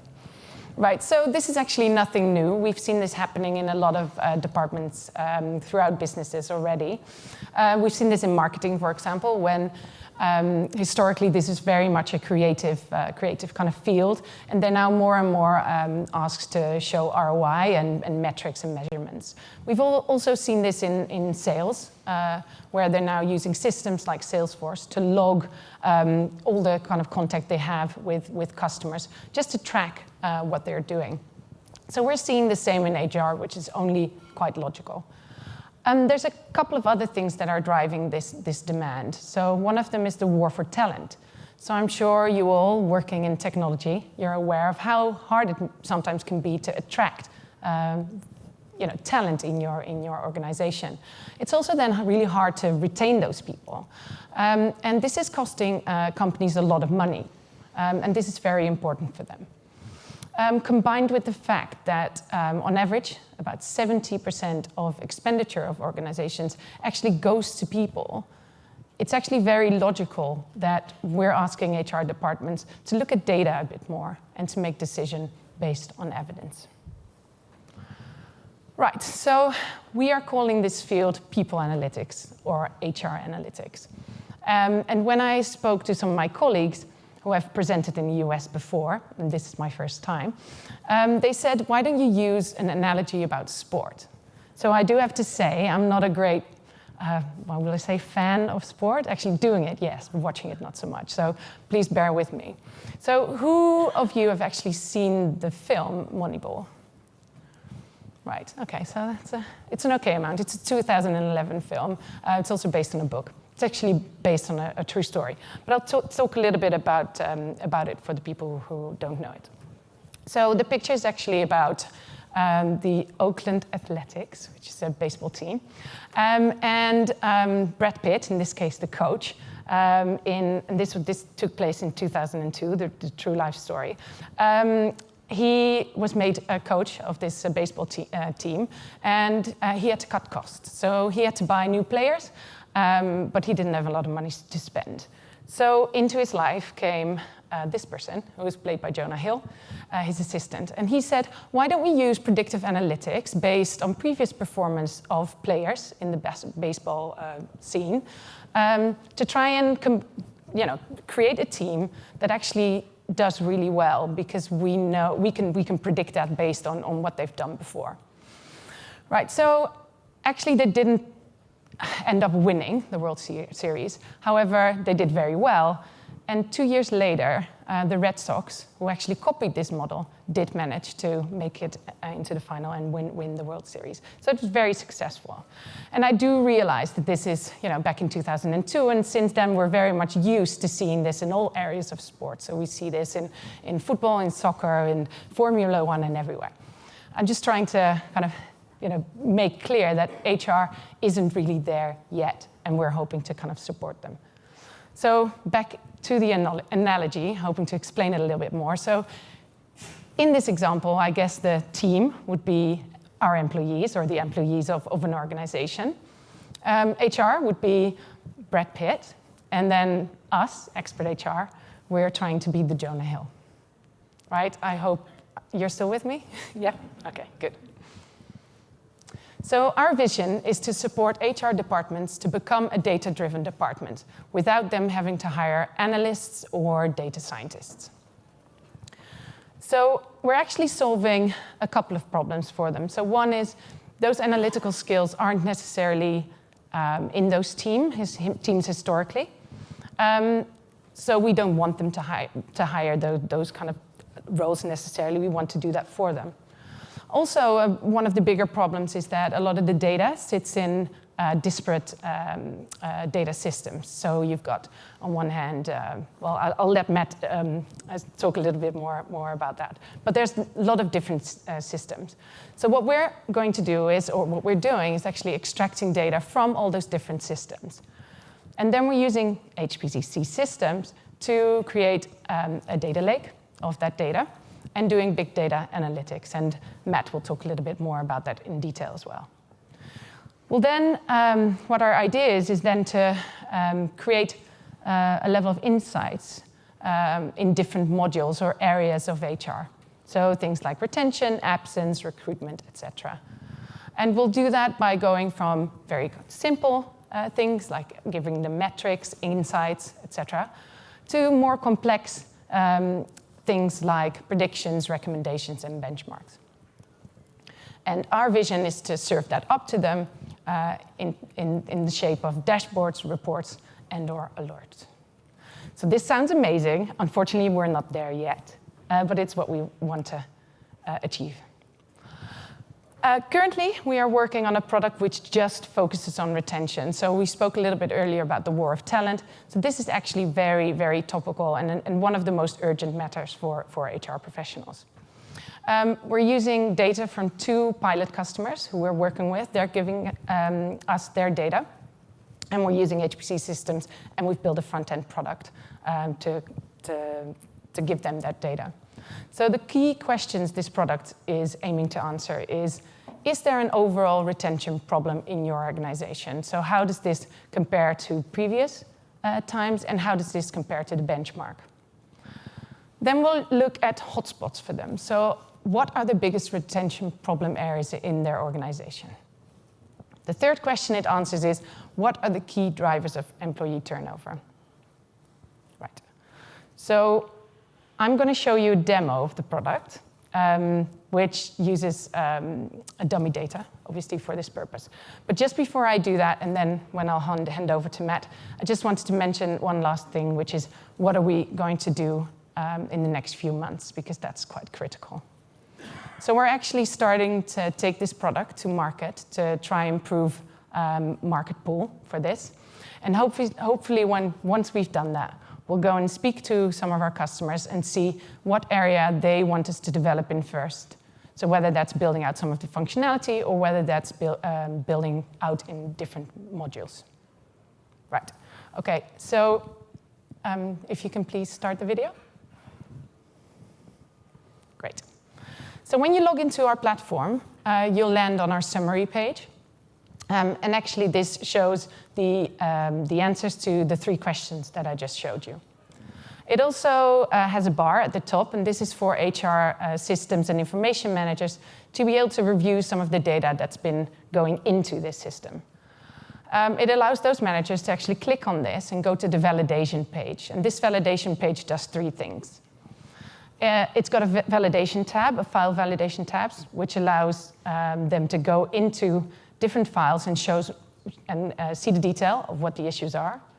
It's got a business validation tab, which controls some of the rules that we've put in place. And we've also got the output of our job matching tool. So this is a unique tool that we've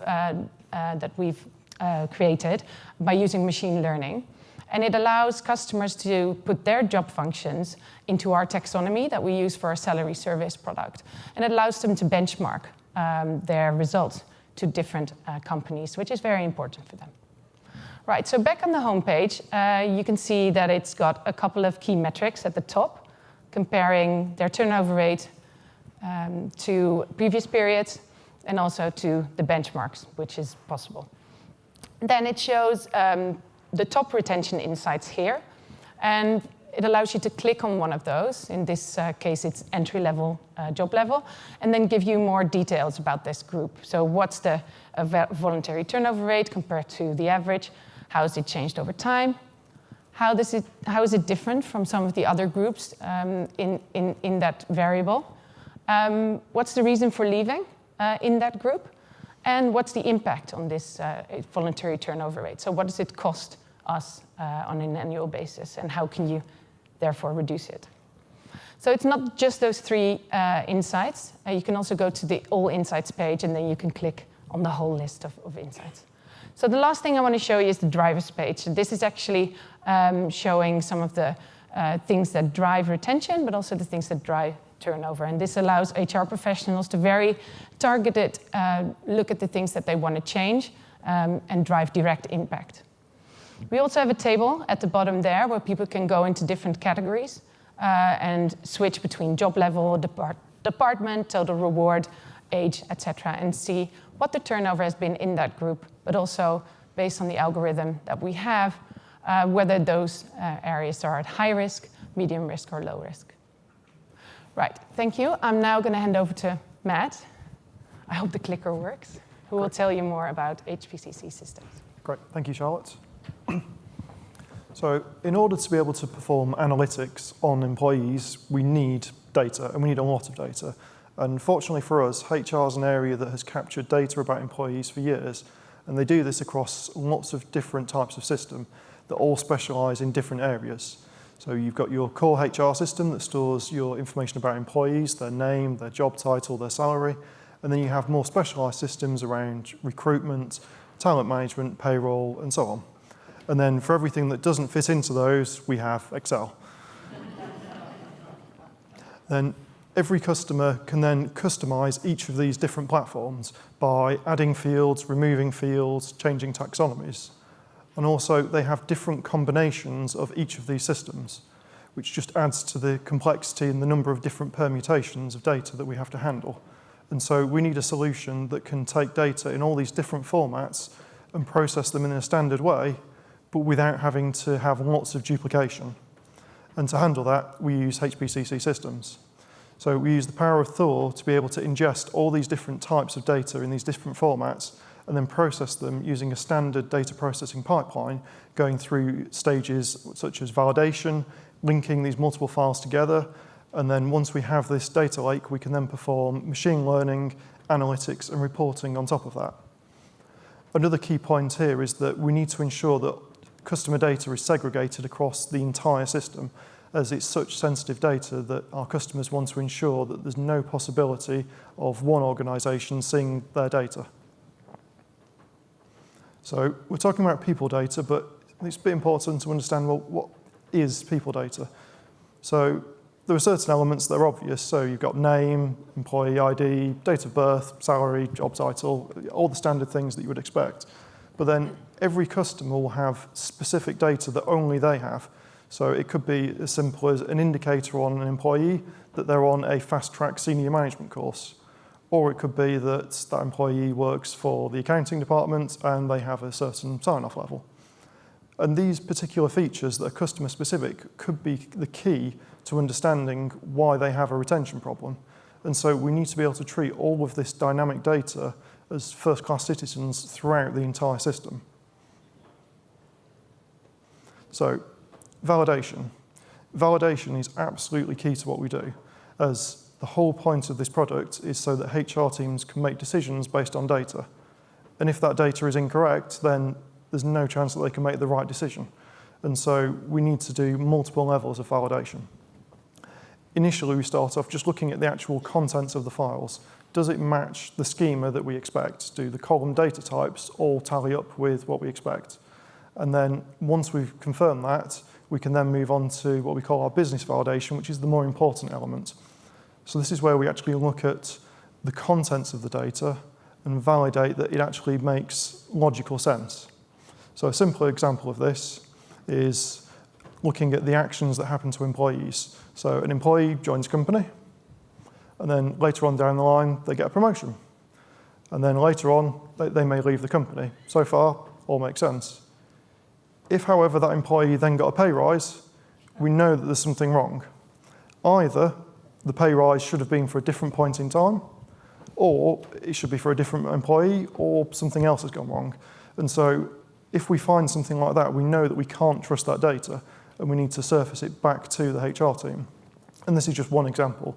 We also look at things such as management hierarchies and look for circular references, which happens far more often than you would expect. Another example of this is where we look at the data from different systems. So it could be that, for example, we find an employee in payroll, but we can't find any reference to that employee in any other system. And so at that point, we need to understand, well, actually, do we need to ingest data from another system, or is there an error in the payroll system? So once we have these validation errors, we then need to be able to show it to the HR team so they can understand what data is missing or what is wrong, and then what is the impact of that. So in this example, we can see that voluntary leavers don't have a reason that they left, which means that the actual analytics that we can perform on this will be limited, as we're missing data. And this is commonly used when we start onboarding data, as it lets us find any customer problems that they may not be aware of. So it could be that actually this data is stored in a different system, or their expectations on the data that they have aren't actually correct. So how do you compare an employee? And why do you compare it? So the role that an employee does is directly correlated to lots of different areas, such as performance, absence, and retention. And so we need a way in which we can compare employees in a reliable manner.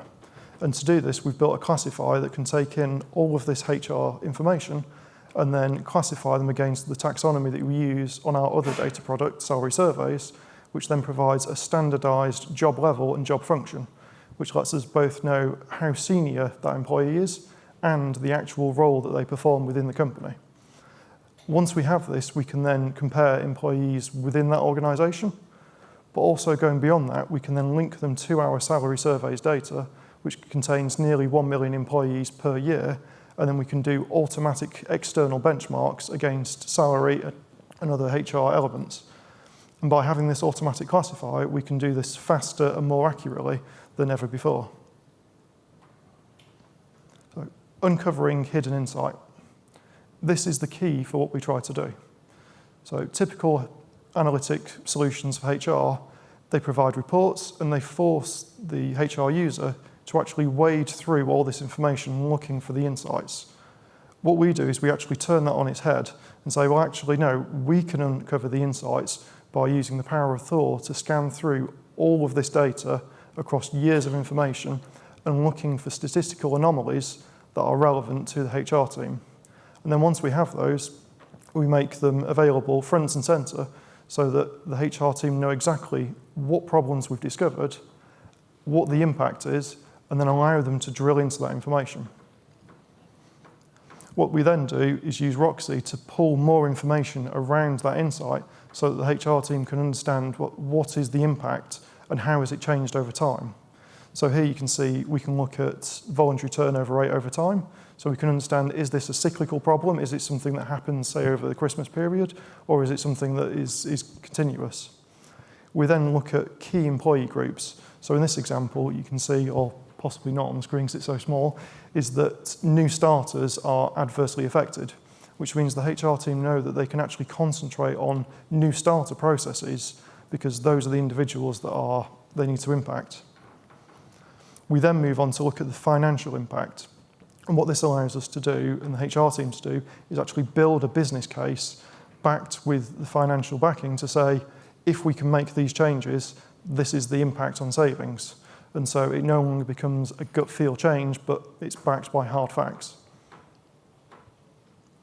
And finally, we move on to drivers of attrition. So instead of looking at issues within a particular department, this is looking at the organisation as a whole and looking at what are the key elements that are either driving attrition or driving retention. And then this allows the HR department to actually look at what policies can they change at an organisation level in order to drive the future of the organisation to improve this situation. And to do this, we use a number of different machine learning methodologies. So I've discussed a bit about the architecture already. So we utilise Thor for the data processing side and for doing the big statistical analysis, looking for hotspots of issue. And then we use Roxy to be able to query this data rapidly to show the bigger picture to the HR team so that they can understand what the cost of this problem is. We then utilise MySQL as a store for dynamic data. And the reason for this is that it's very easy to query it from both Thor and from the web front end. So it enables us to make small data changes very easily with tight integration. And then finally, we utilise Python for some of the more advanced machine learning algorithms that aren't currently available within HPCC. So before we move on to questions, if anyone has any ideas or any thoughts, please do grab myself and Charlotte after this, and we'd be more than happy to talk to you about it or your HR teams. So.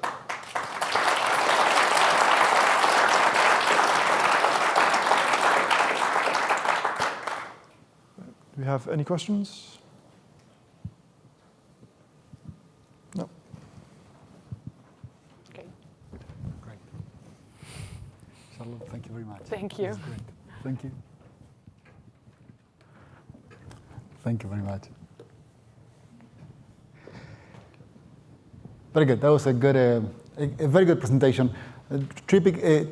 it's really showing you how you can take data that is quite raw and sometimes very incomplete, particularly if you don't even have the right source of data. And on one side, they spot the issues with the data, fix them, and on the other side, truly derive even behaviors that can change the outcomes. Truly prescriptive analytics, which is what many of these HR departments might be looking for.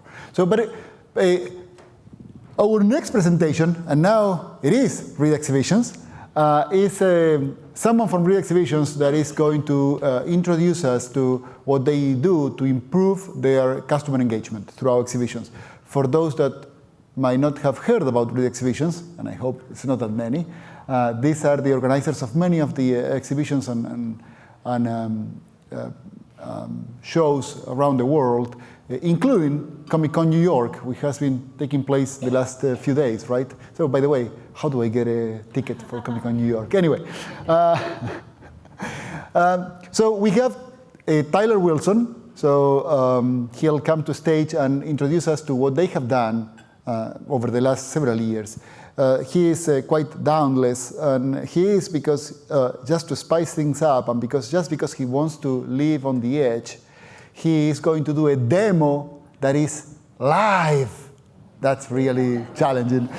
You know, demos sometimes don't work, but we'll still try it, and I hope this is a great demo of what they have done. So, Tyler, let's welcome him to the stage.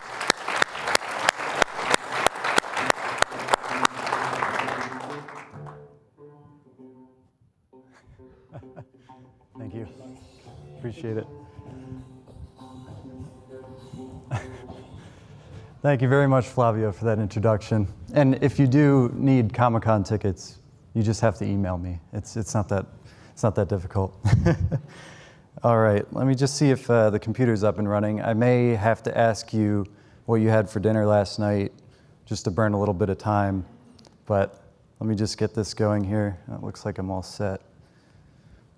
So by the way, my name's Tyler Wilson. I'm presenting on behalf of Reed Exhibitions North America.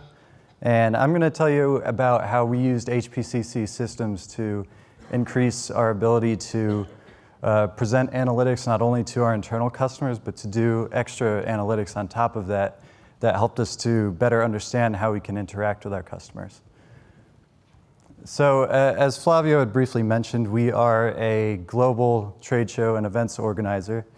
In North America alone, we have 50 events plus, and we're growing. And as you can see, we have New York Comic-Con there in October, which is actually happening tomorrow. I was supposed to have a colleague up here with me today named Ryan, but he couldn't make it here today because he actually manages the queue hall at Comic-Con. So what that is where everybody queues up before they actually get to go into the show.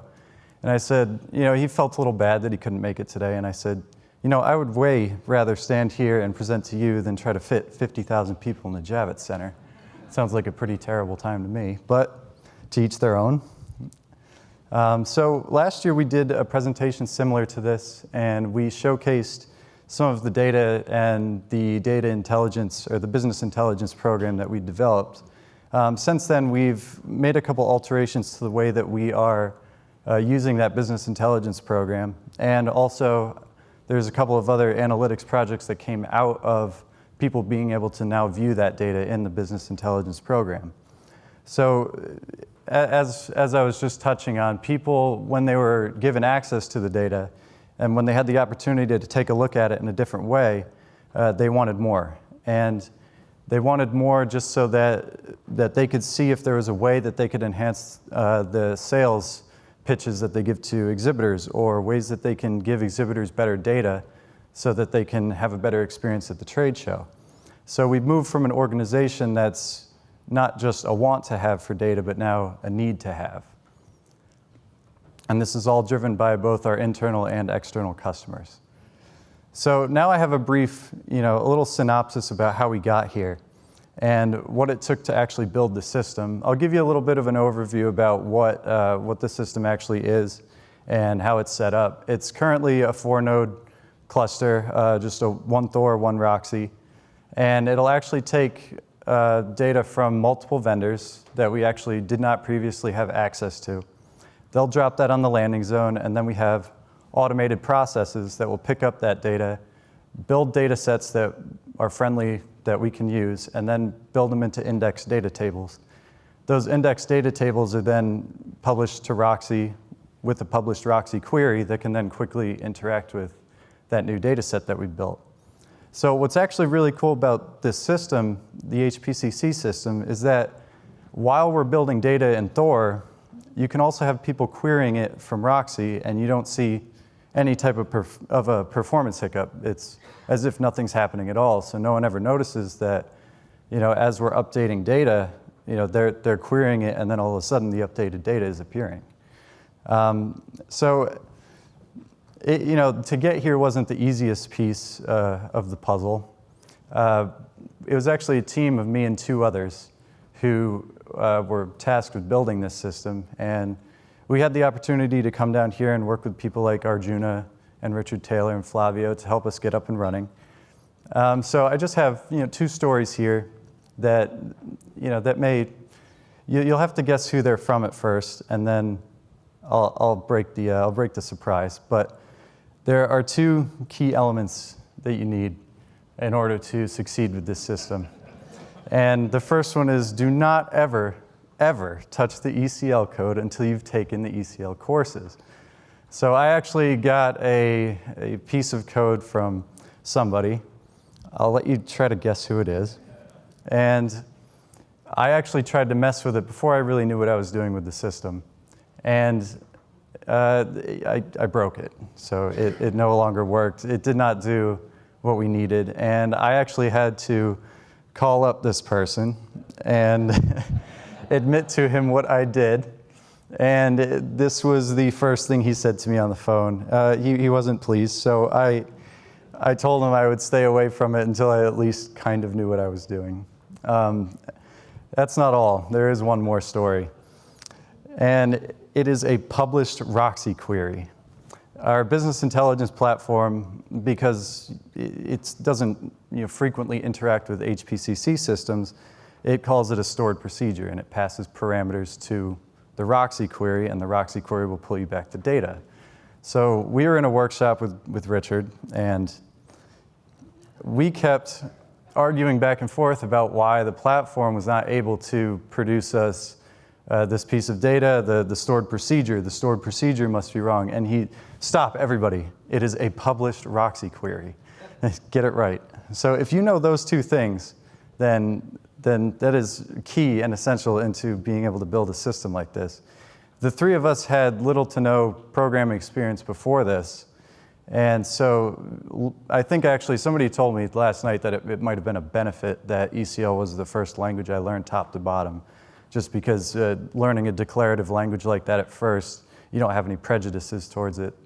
But given the 6 months that we had, we were able to not only learn how to build data on the system and have the system work for us, but we were also able to build a business intelligence platform to visualize that data. So in 6 months' time, with the 3 of us and no programming experience, we were, with some help, able to get this system up and running, so it is not impossible. So go back a couple of minutes when I was talking about how people wanted more data based on what they had been seeing in our business intelligence platform. This is a case study on lead retrievals. What lead retrievals are essentially are a digital business card. When an attendee goes to a trade show, they go and see exhibitors. They have a badge, and the exhibitor can scan that badge, and it turns into a digital business card, much like the Wova app will do here. But in our case, we can actually take that data, put it into a text file, and then load it into the system. It can then build a profile of the attendees that went to each exhibitor's booth, and you can look up all of their contact information, so on and so forth. So we had a salesperson come to us and ask us, how can I leverage what I know now about lead retrievals to sell an exhibitor more media packages? And we said, well, let's see if you sell them more media packages if their lead retrieval counts go up. And when we did that, we saw that an exhibitor has a standard media package that they must purchase before they go to the show, depending on what type of exhibitor they are. And in this case, we saw that if an exhibitor purchased an extra 1 or 2 media packages, which could be a web banner in our app, or it could be a sponsorship, something like that, if they purchased an extra piece of their media package, they would actually see leads increases no matter where they were on the show floor. So in this case, our biggest was when a new exhibitor purchased extra media packages, they actually got a 116% lead increase. And we had increases across the board, but that was one of our best accomplishments with this case study in showing that try to sell the exhibitors more media, and the exhibitors will benefit by getting more contact information on the show floor. The second case study is actually, well, I don't know if I can call it my favorite. They're all my favorite, but this one's very interesting because the results are actually startling. It might not look like much here, and it actually, I'll get to in a minute, it actually looks like it's bad. But using new variables that we were able to take into the HPCC system, we were able to model our data a little bit better and look at how our exhibitors are behaving at the show. So in this case, we took the variables out of HPCC systems, put them into a text file, and then plugged it into a SAS program. And that would model the data and tell us which exhibitors it thought were going to leave the show the next year. So if they booked a booth in 2016, how likely were they to rebook a booth when they came back in 2017? And the model would give us a list or a count of companies that were at risk. And the model expected them, in that top row, you'll see PGAM, it expected them to rebook at 39%. When we handed over that list of companies to salespeople to more directly target, their rebooking rate actually jumped to 64.3%. And that happened over every single show that we had. One we had trouble with was Vision East, but we're going to be redeploying that program again this year, or for 2018, and see if we can get an improvement on that. But otherwise, every show that we ran the model on besides Vision East had startling increases in rebooking rates, and especially for exhibitors who are originally probably not going to rebook again that year. All right. So last year, we had showed you our business intelligence platform, and it was just right off of our homepage, which I'll access it both ways today. But off of our homepage, we thought might be a little bit difficult because this is a new technology, a new platform, a new way to look at your data. So a salesperson might not want to go outside of the CRM, go through that extra step, and then have to go to the homepage, click that button, and then launch the platform. So we actually took the platform and integrated it directly into the CRM to increase adoption rates. So this way, while the salesperson's on the phone with the customer, they don't have to go anywhere. They can look up the customer in the CRM, click a button, and they're right in the intelligence that they need. And the data that they need is also available if they need to ever send it to the exhibitor or sell them better packages based on what they're seeing in terms of lead retrievals and some of the other variables we put in there that I'll show you in a minute. So what does the future hold for Reed Exhibitions and what we're doing with HPCC systems? While the dashboard reporting is actually somewhat mundane, maybe, to some, not to me, we're actually going to do some more enhanced natural language processing using Twitter data. So we're hoping, and I think this project has been done here before years ago, but we're going to try to take the Twitter fire hose and try to funnel that into a server, and then that can be then pipelined into HPCC and used to analyze what people are saying about us, either during a marketing announcement, before the show, during a show, however they're communicating with us over Twitter, we want to know what they're saying. And then if we can further visualize that and show our marketing departments or sales departments, this is what you're doing well, this is what people are not so happy with right now, it'll give us better insights on how to make our customers happy. One of the other reports that I was actually working on building last week, but I didn't have it ready for today, is a matchmaking report that can generate recommendations for attendees at the trade show. So if an attendee has certain interests such as sunglasses, kids frames, I want cheap plastic sunglass frames at the vision shows, we can plug that into the system and it will pull out 10 to 20 exhibitors that attendee should then go visit. So I think that's probably the next one that will most concrete happen in the pipeline, since it's almost done. And that one seems a little bit less complicated than the natural language processing. But the next one also would be traffic flow patterns at New York Comic Con, or one of our bigger shows where we have Wi-Fi stands or some type of tracking mechanism on the show floor, where we could analyze how the people are walking around the show floor. So higher traffic areas could get certain types of booths that sell merchandise, whereas maybe if you wanted to be in a lower traffic area because you're not selling a lot of stuff, but you just want to get your ideas out there at Comic-Con or something, we can analyze where people are moving through the show floor so that we can put an exhibitor in the best spot that most fits their needs. And the attrition model that I'd showed you before for the exhibitors, we actually want to do that for attendees as well, so we can see which attendees may not be coming back to attend the next year. That one it'll take a lot more data to work with that, since there's a lot more attendees than exhibitors, but we have a lot more variables on how the attendees behave at the show. So it looks like a positive outcome. We'll be able to come out of that if we're able to get to that in 1 year, but that's a lot of things to do in the next year. Now let me see if I can launch to you the business intelligence platform. I'll do the original one that we had on the homepage, and then I'll launch it again from the Onyx platform. It's going to take a second here to get the resolution back, but I already had something up and running. So let me just go back to the homepage where we were, and I can show you. Those are some of the cool people that work at my company. I'm not going to say they're cooler than all of you, but if you click this button here, it'll actually go to the server that we have in-house that hosts the business intelligence software. And as you can see, that's a fairly quick response rate. And what we were looking for was a quick enough response rate so that a salesperson on the phone doesn't have to burn too much time while they're talking to a customer, and so that they can get data relatively quickly, especially if a customer asks for data. They don't have to be waiting multiple days like they did in the past. They can just click buttons, export to Excel if they need to, and they don't have to think about it that much. As you can see, the query runtimes are relatively quick. They're about 5 to 6 seconds, but I also want you to note that I'm over a connection in the hotel here to a VPN in Norwalk, to the cloud, back to Norwalk, back here.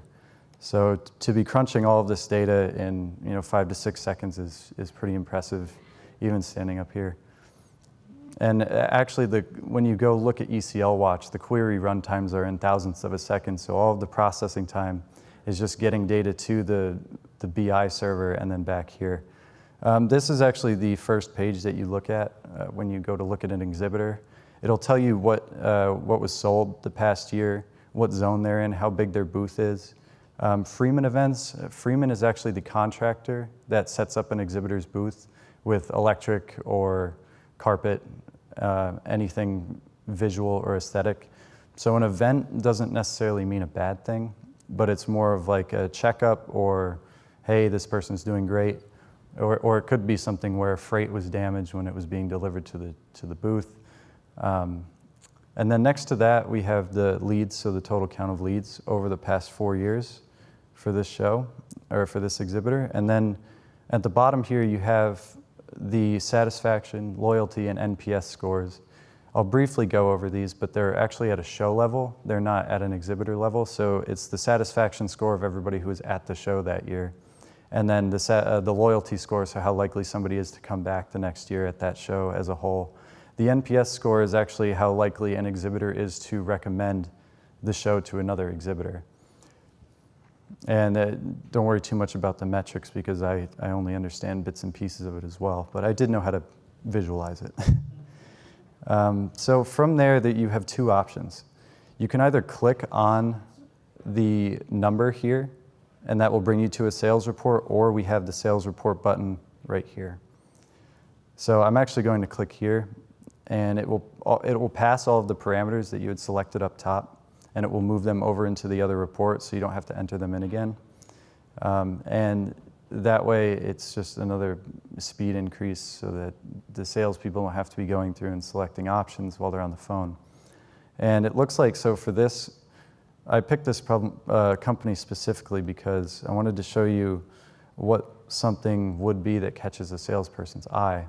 So in this case, from 2011 to 2013, this company had an 11,200 square foot booth.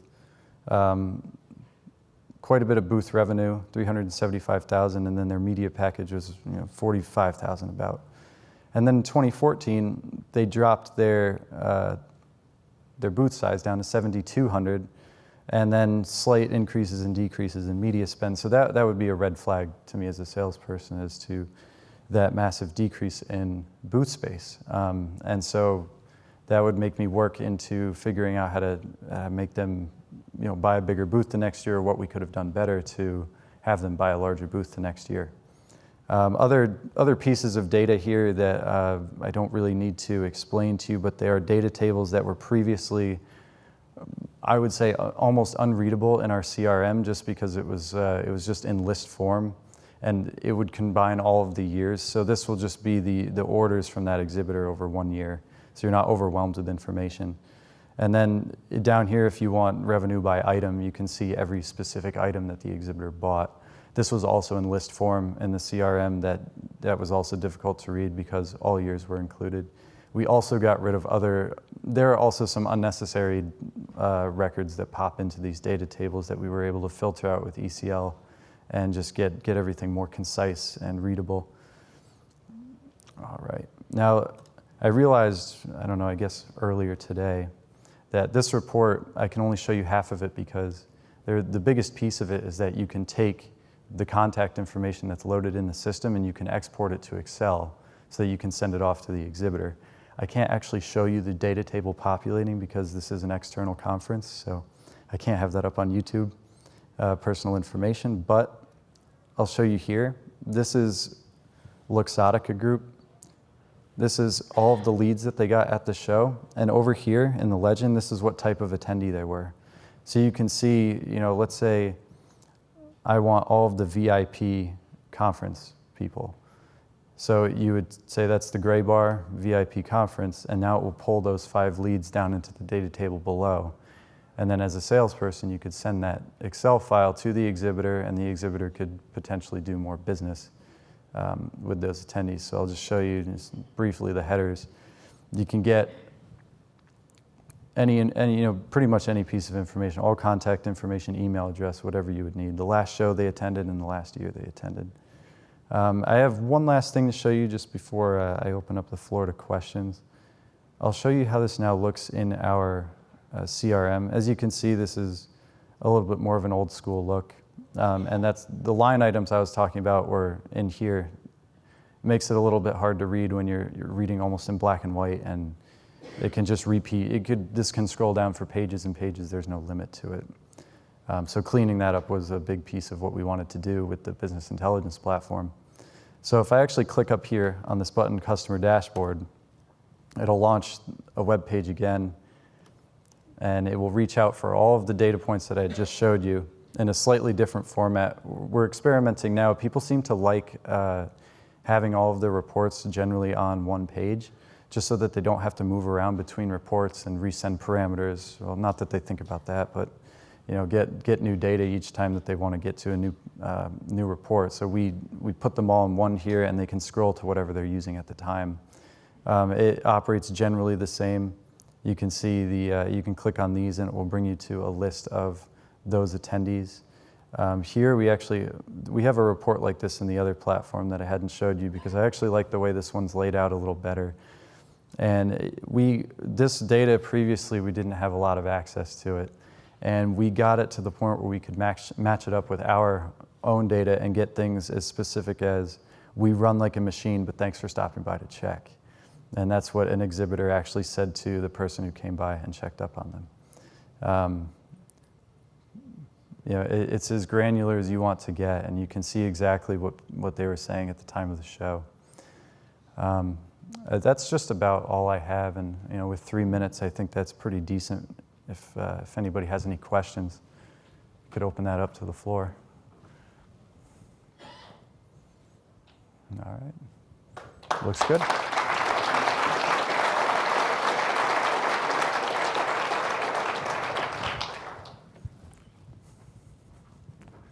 Thank you. Very good. All right. Well done.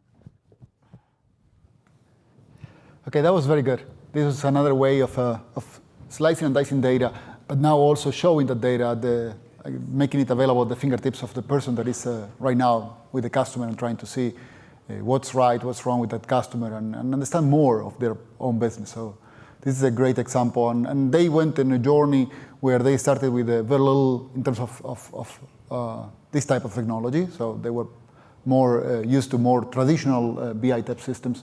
And now they built a system that is this truly operational BI. Is the ability to do this, in real time and right there when they need it. Some of the things that come next, based on what Tyler was saying, are around analyzing, for example, paths of people going through those trade shows, and understanding better where they can leverage the space for certain type of booths, and which areas are more, they have higher value than other areas and other things. So I think there is plenty more that can be done, and they are truly looking at all of these things. Of course, there are so many resources and there is so much time to get these things done, but it is a great experience. Now, a couple of things. One is our live audience, making sure that they are still there, and thank you for still being with us on this day. And next we have one that is close to our heart, because it's a LexisNexis Resolutions. It's our own system for our own business intelligence. This will be Jacob Pellock. We'll be talking about our FIDO, unless we rebranded it and now we call it differently. And how we do all of this. We went through a similar journey. We started with some very basic descriptive intelligence, and then eventually we got into some predictive analytics. But then we quickly got into some areas where we can do also prescription. We can also tell people, go do this, and that will change the potentially negative outcome or will improve a positive outcome. So I want to welcome Jacob to the stage. Jacob Pellock.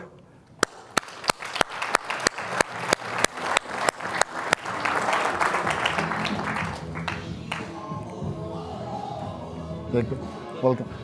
I think it's on the stage. Yeah, it's right there. Thank you. Okay. Hello, my name is Jacob Pellock. I am with LexisNexis Risk Solutions, and I work for a business intelligence team who's primarily focused on being able to leverage our internal corporate data assets to help us do a better job managing our business. Now, if you're familiar with LexisNexis Risk, you know that we're a company that's firmly founded in the value of data and analytics. This is an area that we take a lot of pride in, but certainly along our path, we've had a lot of challenges. And so what I'd like to do is talk to you a little bit about how we've rolled out analytics internally throughout our organizations, some of the challenges we've had, and some of the things that we've learned along the way. Okay, so data is valuable. This is a little bit, so I realize I'm at a big data conference here, and this is a little bit like telling you that water is a clear liquid. Our industry has advanced a lot over the past decade or so. I think 10 years ago, I might try to belabor this point and try to convince you of the fact.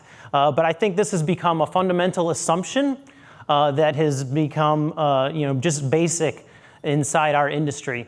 But one of the things that I'd like to talk about today that I'd like to point out is how we execute upon this fundamental assumption is going to determine a lot of the success that we see in our individual projects, and then also possibly within our organization at large. So I'm going to talk a little bit about a history of the systems that we have at LexisNexis and some of the progress that we've made. So this is what our information landscape looked like several years ago. We had multiple different data sources feeding into multiple different data warehouses being utilized by different departmental organizations. So there was access to data, so we didn't really have challenges around access to data, but we did have challenges around the redundancy of data and the lack of us having a single version of truth. That lack of a single version of truth introduced a veil of uncertainty around the data, which was a challenge, and one of the things that we wanted to work around. So what we did is we sat down and we came out with a new enterprise solution that we wanted to be able to roll out through our organization to address some of these issues. We knew that we wanted to be able to roll out a centralized repository where we would be able to take gold standard data from across our organization and load it in a centralized location. We knew that we wanted to be able to tie these different disparate data sets into a cohesive location where we could analyze our customer experience from across different systems. We also knew that we wanted to apply better data governance around our data to help us manage, access, and generate data throughout our systems. And then we also knew that we wanted to produce a solution that was flexible, that we would be able to meet our different end users at the different kind of analytic stages that they were at within their organizations. So on the right here, you'll see our architecture that we proposed. It's basically multiple data sets feeding into a data refinery or a data reservoir. That is the area where we would take the data, clean the data, stage the data. Then we would apply linking to the data, as I mentioned before, tying together those different disparate data sets into a cohesive view. And then we wanted to publish the data into a data warehouse where it would be accessible for our end user, different departmental communities to be able to access the data at their levels. So at the time that we came up with this, we decided on implementing HPCC systems for this solution. So you might ask, why did we choose to utilize HPCC systems? Well, first of all, we wanted to be able to scale for the future. When we initially rolled out our system, we actually weren't big data. We were probably talking about several hundred gigs of data, which in the scope of kind of the LexisNexis environment, that is definitely small potatoes. But we knew that we didn't want to be in a situation in the future where we had to tell our business partners no. No, we can't do this analysis, we can't load this data, our platform can't grow to meet the business needs that we have. So, hindsight being 2020, this was a very good decision. We now have an environment that's well over 100 terabytes, and so I'm very, very, very glad that we chose to utilize HPC systems for that specific reason. Secondly, ECL is an extremely productive programming platform in language. I've worked in a number of different data warehouse technologies and have really found that the ECL language, because of its modular and data-oriented structure, is extremely efficient for building complex data transformation workflows. So from a standpoint of development and maintainability, it's an extremely powerful tool to be able to help manage your data warehouse environment. And then finally, the maturity of the HPCC systems platform. The platform has been open source now for several years. It's even going beyond that. It's over a decade old, so it's a very stable and mature platform. But then even more importantly than that, it's also an active platform with a strong community behind it, where it's continually improving, continually rolling out new versions with enhancements, and growing with the industry.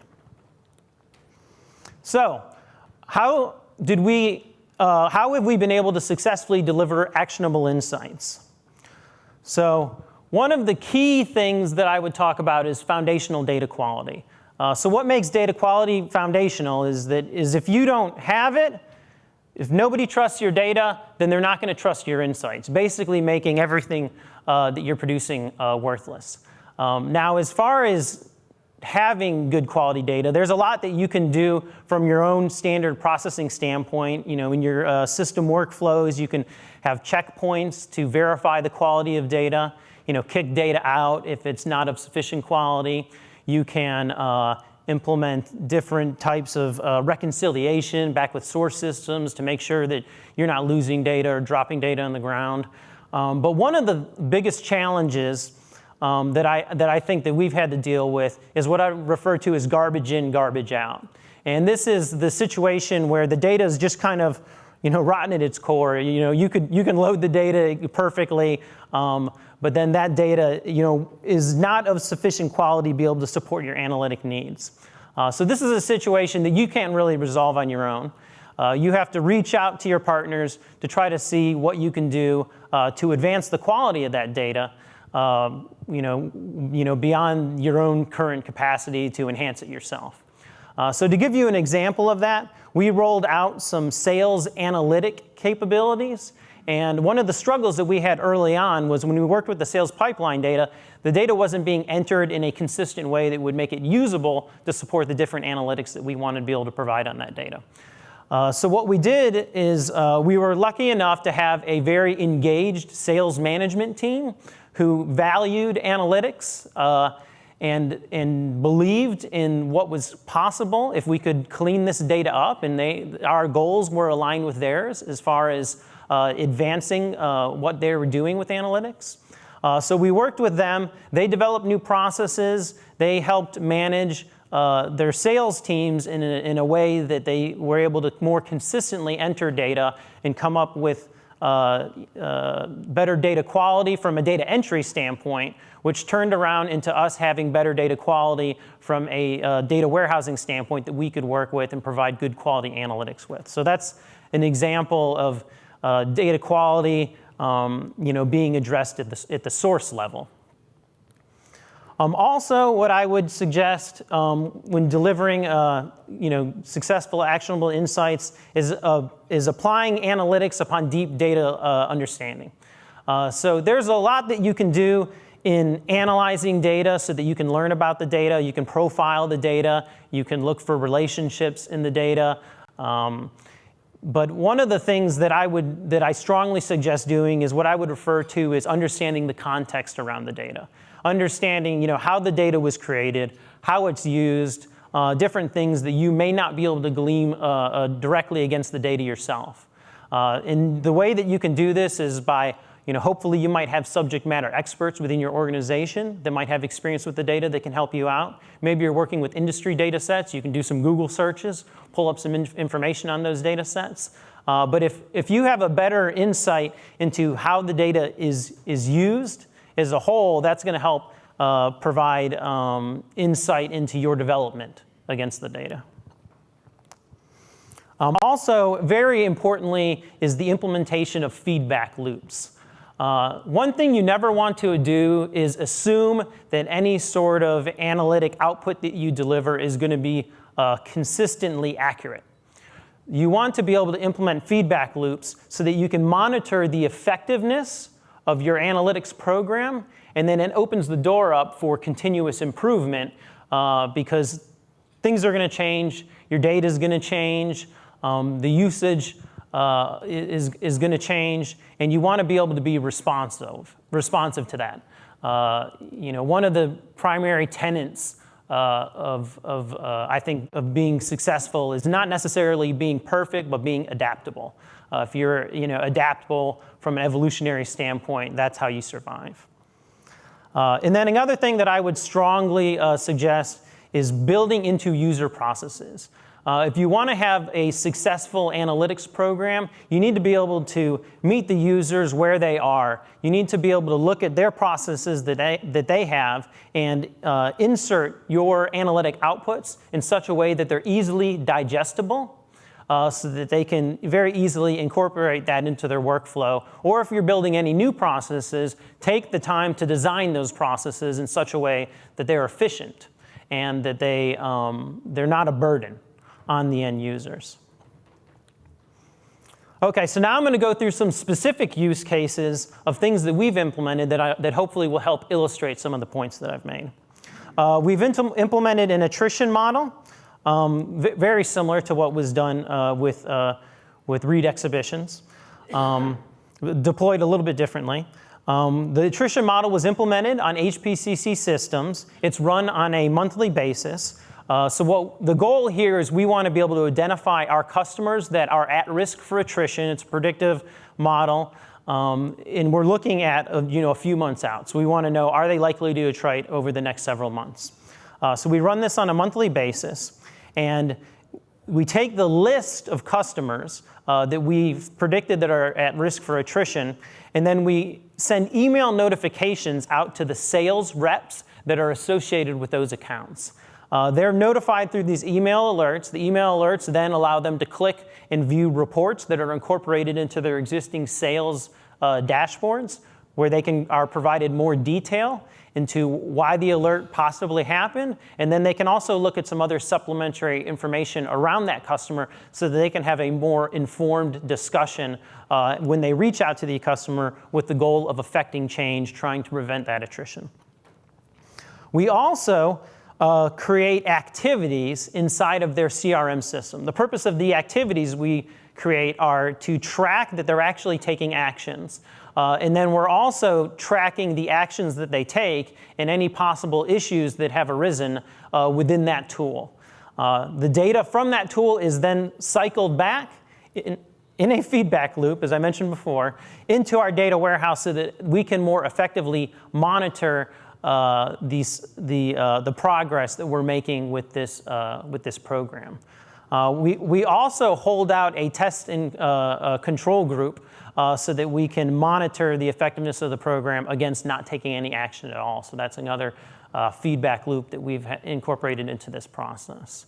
Overall, we've seen very good results, and just as a general statement, I really like a lot of the instances or cases where we've been able to effectively use analytics to mobilize the sales team, because it's a very large organization. They're very close to the customer. And if you can take advantage of that, simplify their jobs, make them more productive, then there's a lot of value.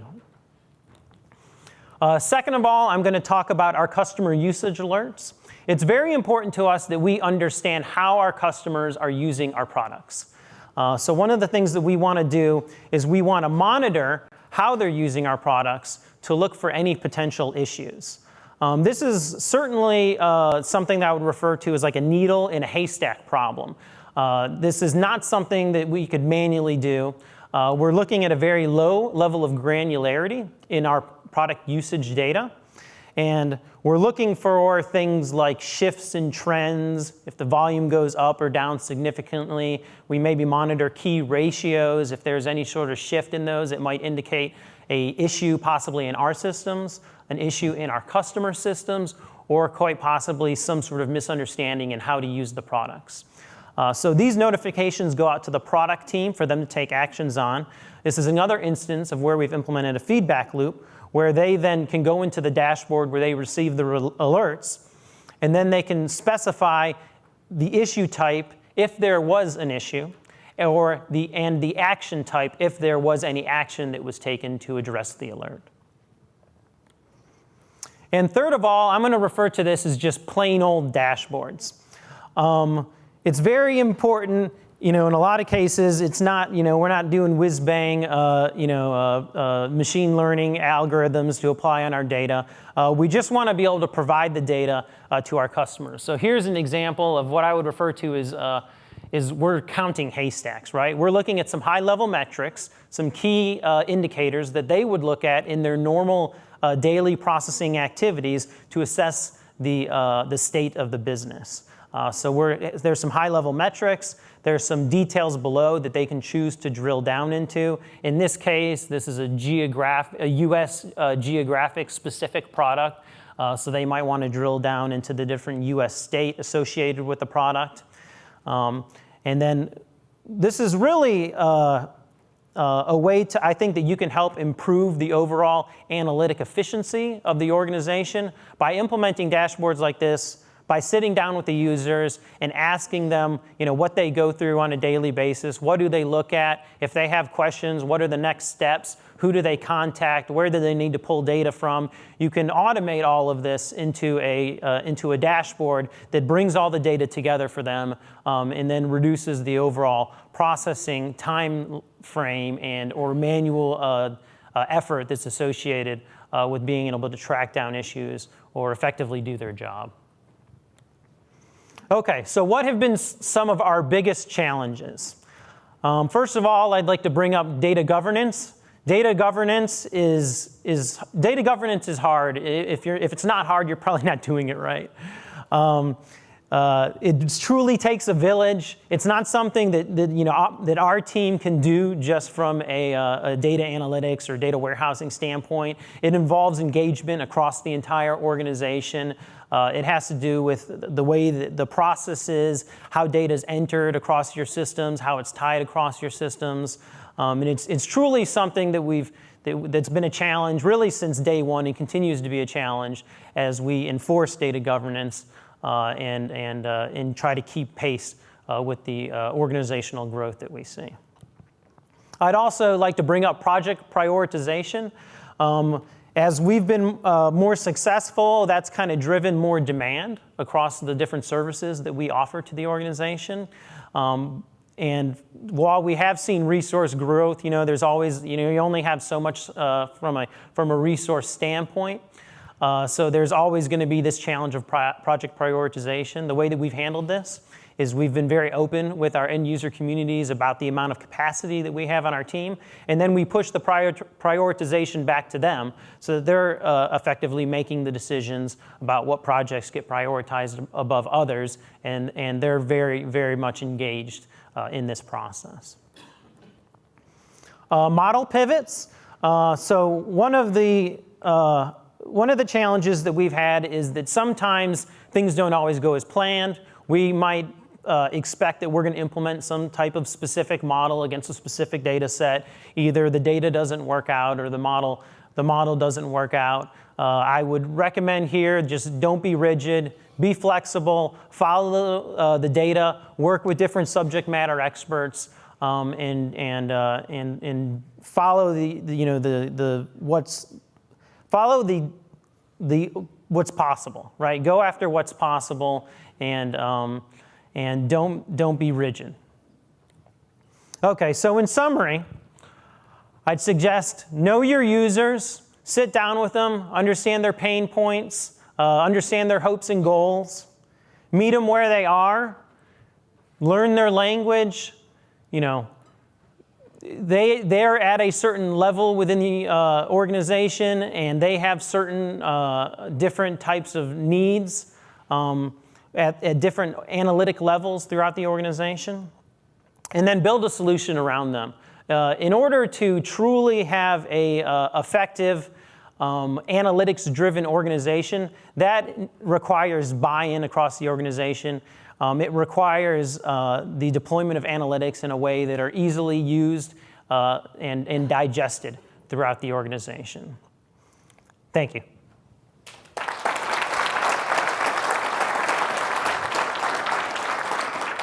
We have 2 minutes. Should I do any questions? Sure. 2 minutes, if anybody has any questions. I was surprised not to see as a challenge the data integration problem. There is no integration problem? Yes. Well, data. I think that we're pretty lucky in that we have a pretty strong team as far as the data integration capabilities and in the analytic capabilities that we have throughout our team. I actually specifically didn't call that out because it's not really the biggest problem that we struggle with. The biggest problems the biggest challenges we have is in being able to, effectively mobilize the organization around us for analytic change in the organization. So non-technical challenges. Non-technical challenges. I mean, we certainly have our fair share of technical challenges, but I didn't think that they were worth calling out in the presentation. Anything else? Okay, thank you. All right.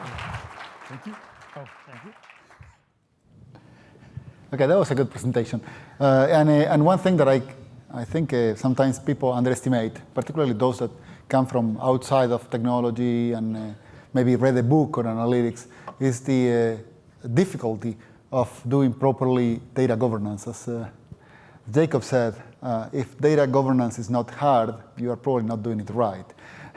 And sometimes going back to the basics and looking at those aspects of the analytical program that you are building is quite key to success. Otherwise, garbage, and he said it right too, garbage in, garbage out. If you don't understand these aspects and you just apply something that you got in a, I don't know, in a library or some book out there, you will get something out, but it might not be what the reality tells you. Maybe you can always tune hyperparameters to get the answer that you expect, but that doesn't mean that it's the right answer. Anyway, so that was a great presentation, and now we are going to take a break.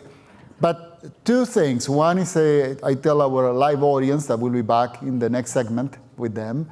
And the other one is that we will do a WOVA, a little question and answer with a nice prize for the winner through WOVA when you're back from the break. So in 15 minutes.